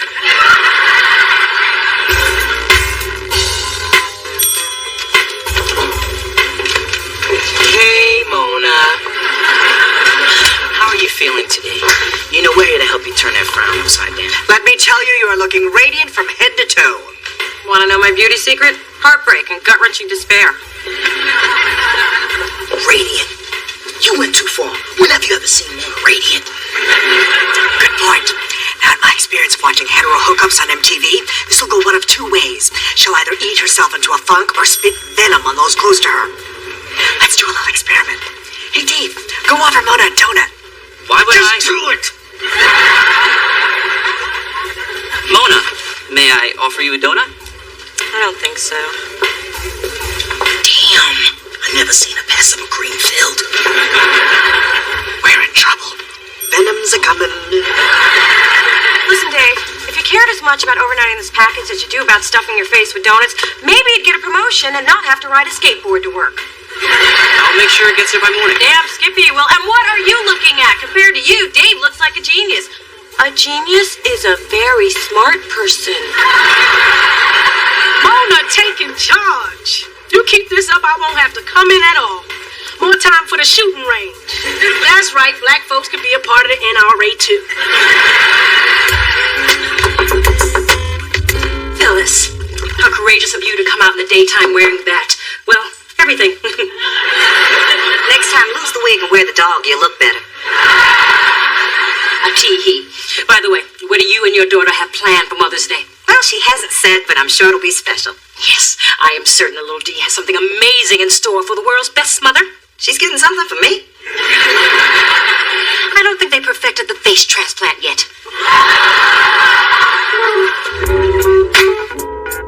Oh, D, where have you hidden Mother's expensive yet sweet and sentimental Mother's Day present? Mom, what are you doing here? I don't know. Where am I? Have you been drinking again? That would imply that I stopped. Mom, maybe you should go into my bedroom and lie down for a while. Oh, that's a great idea. I haven't looked at laid in there lately. Unfortunately, neither is anybody else. Where is my gift? Ma. What the hell are you doing here?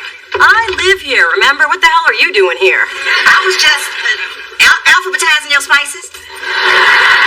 Let me guess, what's first, allspice? Sadly, it starts with pepper and ends with salt. You're cooking for Chase now. You can't keep feeding that big, fine man unseasoned food. Ma, I don't need you to clean my cabinets. I don't need you to do anything. See, I had some fresh vanilla bean, but now you ain't getting none. Dee Dee, would you tell her that real men like some flavor in their food? Could you wrap up this little tirade? Chase is coming over. Well, that's all you had to say. I'm gone. But if he's hungry, make him some eggs. They don't need no damn spices. Mona, Chase is coming over? No, but I didn't tell my mother about the breakup because I don't need her remarks about how I've killed another relationship or any chance of her being called Grams, Nana, Mima, or Booby. Relationships are hard, whether you're in them or in the middle of somebody else's. I just got a call from a woman named Tatiana. She asked me to have Dwight Mitchell meet her for a secret late-night hookup at a hotel bar. What's that all about? Hello? Have you been living under a rock? The man is having an affair. But I just had lunch with his wife. Dwight and Alana are very much in love. Do you get lonely living under that rock? Or do your naive, clueless, happy thoughts of stupid romance keep you company? You seem like you want to be alone right now. Great, leave me just like Chase did. Okay, bye.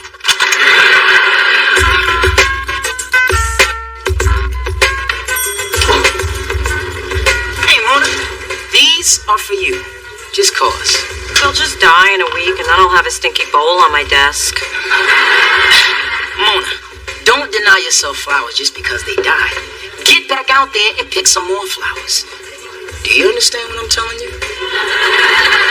Yeah, you're using flowers as a metaphor for relationships. No, try to follow. I'm saying get back out there and date somebody new. And now you try to follow me. You're a moron! You kind of are sometimes. Okay, here's a good problem to have. Both GQ and Esquire want Dwight Mitchell for the cover. Do you know what that means? It means he'll be so hot, my cell phone's going to be ringing 24/7 with hoes like Tatiana that Dwight slipped my number to. That's not what I was going to say. Keep your phone charged up. I will not. The only thing worse than a married man meeting a woman in a hotel room is putting me in the middle of it. I mean, not me literally in the middle. That's not my thing. Man up, Thorne. Athletes have affairs, all right? And obviously, Dwight is smart enough to use his resources. Us, to keep his business, hoes, away from his public. His wife. Well, as a woman, I'm not going to stand for it. Dwight's behavior is unacceptable, and Alana is my girl.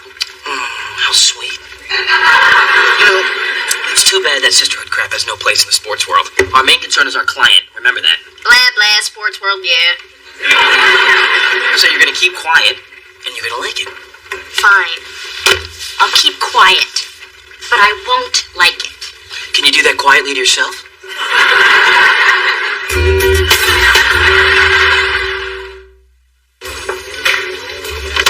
Places, people.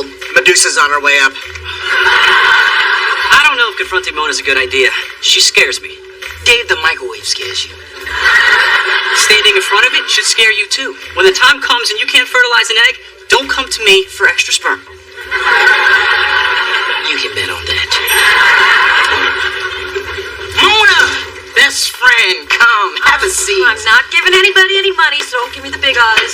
Here, I made you a cup of coffee. Don't give anything hot. She might throw it. Let's get to the real girlfriend. You've been hurting yourself and those who love you. And those who merely tolerate you, like myself. Maybe you forgot, but I'm a vice president. If you have a problem with my performance, you can speak to me privately. I am tired of being the only one here who's a professional. Mona, can I speak? I'm not finished, woman. Oh, yes, you are. Your office now.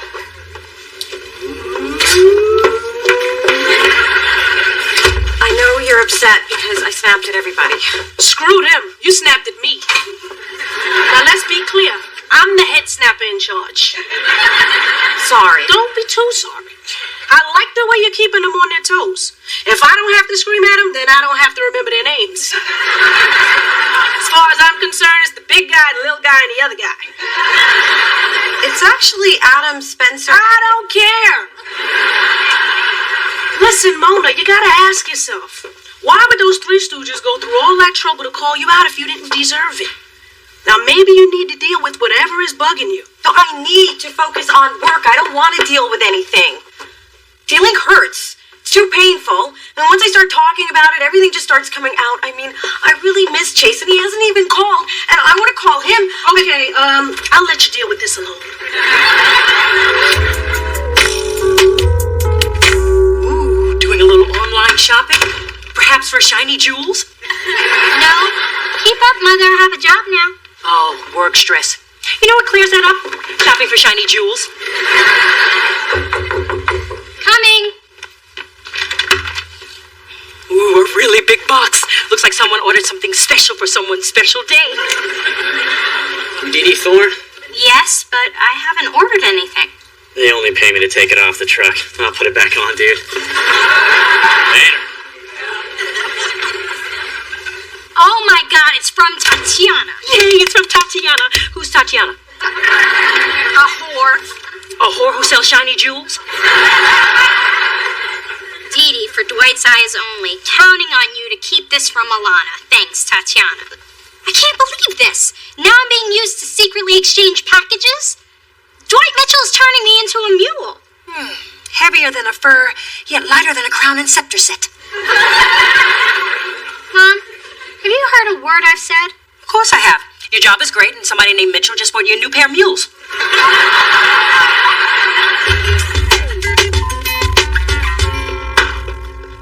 Hi. So what's the emergency, Thorne? It's my first Sunday in my brand new media room. I got 24 games going on 6 different TVs. All I need now is a hot girl to bring me a nice cold beer.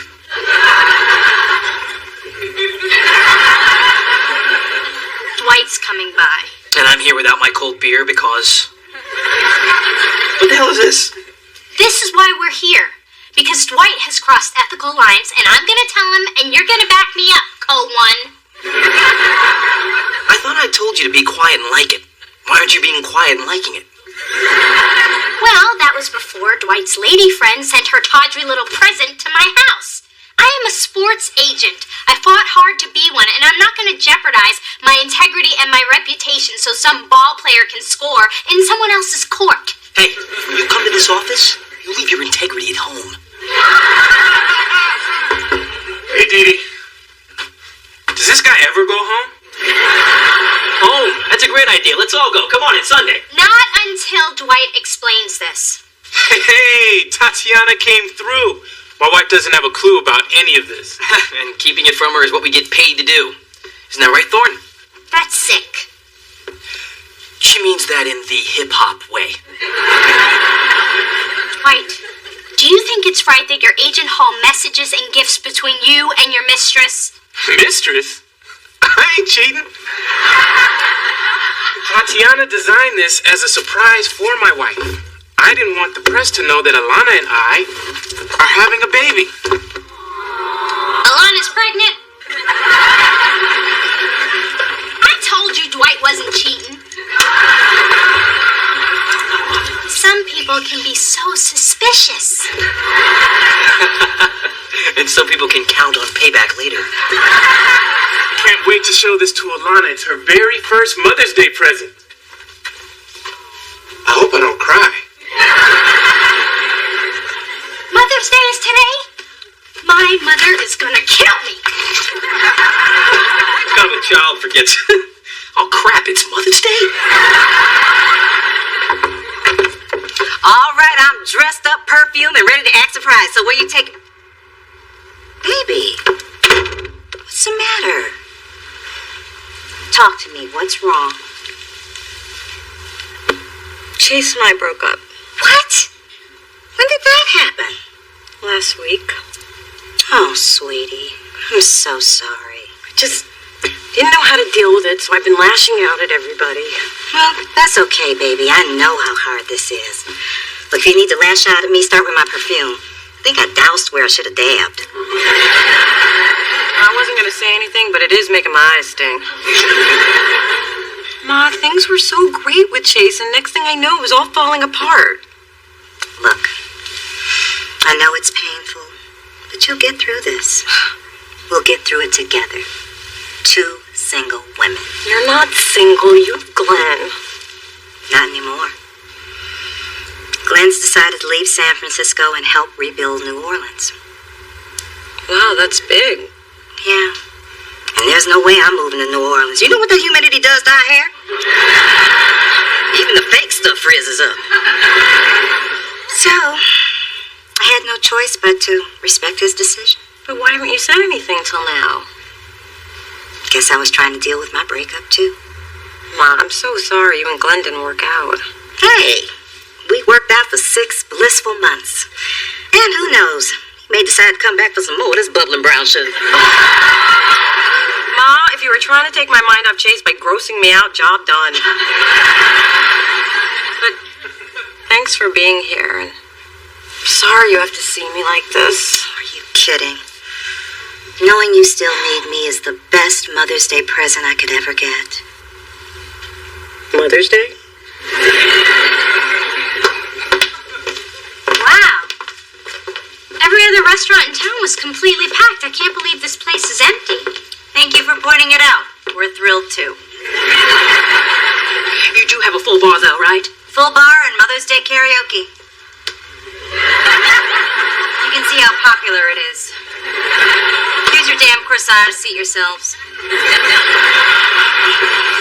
Mom, I really am sorry I forgot about Mother's Day. Oh, Bisha, this is the best Mother's Day ever. It is? Absolutely. It's the first one in years I haven't had to endure Phyllis picking brunch out of her goatee. Better than watching you passed out face down in your Eggs Benedict after a jug of Bloody Marys. Not again. What an awful time to be sober. I heard they had karaoke here. That'll take my mind off being stuck with tall, bald, and surgically altered. Oh, no. I am not going to listen to you screech like a cat in heat again. If anybody's going to sing today, it's going to be the person who can. Me. Stop that mama locked down in old New Orleans. She said, hello, hey Joe. You want to give it a go? Kitchi, kitchi, ya, ya, da, da.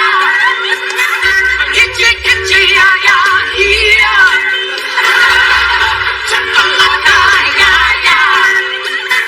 We are ready, mama locked.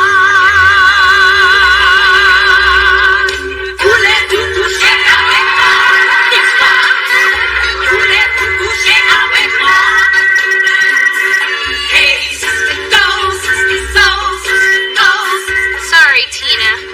We didn't know we'd be here for 20 songs. It's been 25, but it's okay. Thanks to your mom and her bar tab, it's our biggest day ever.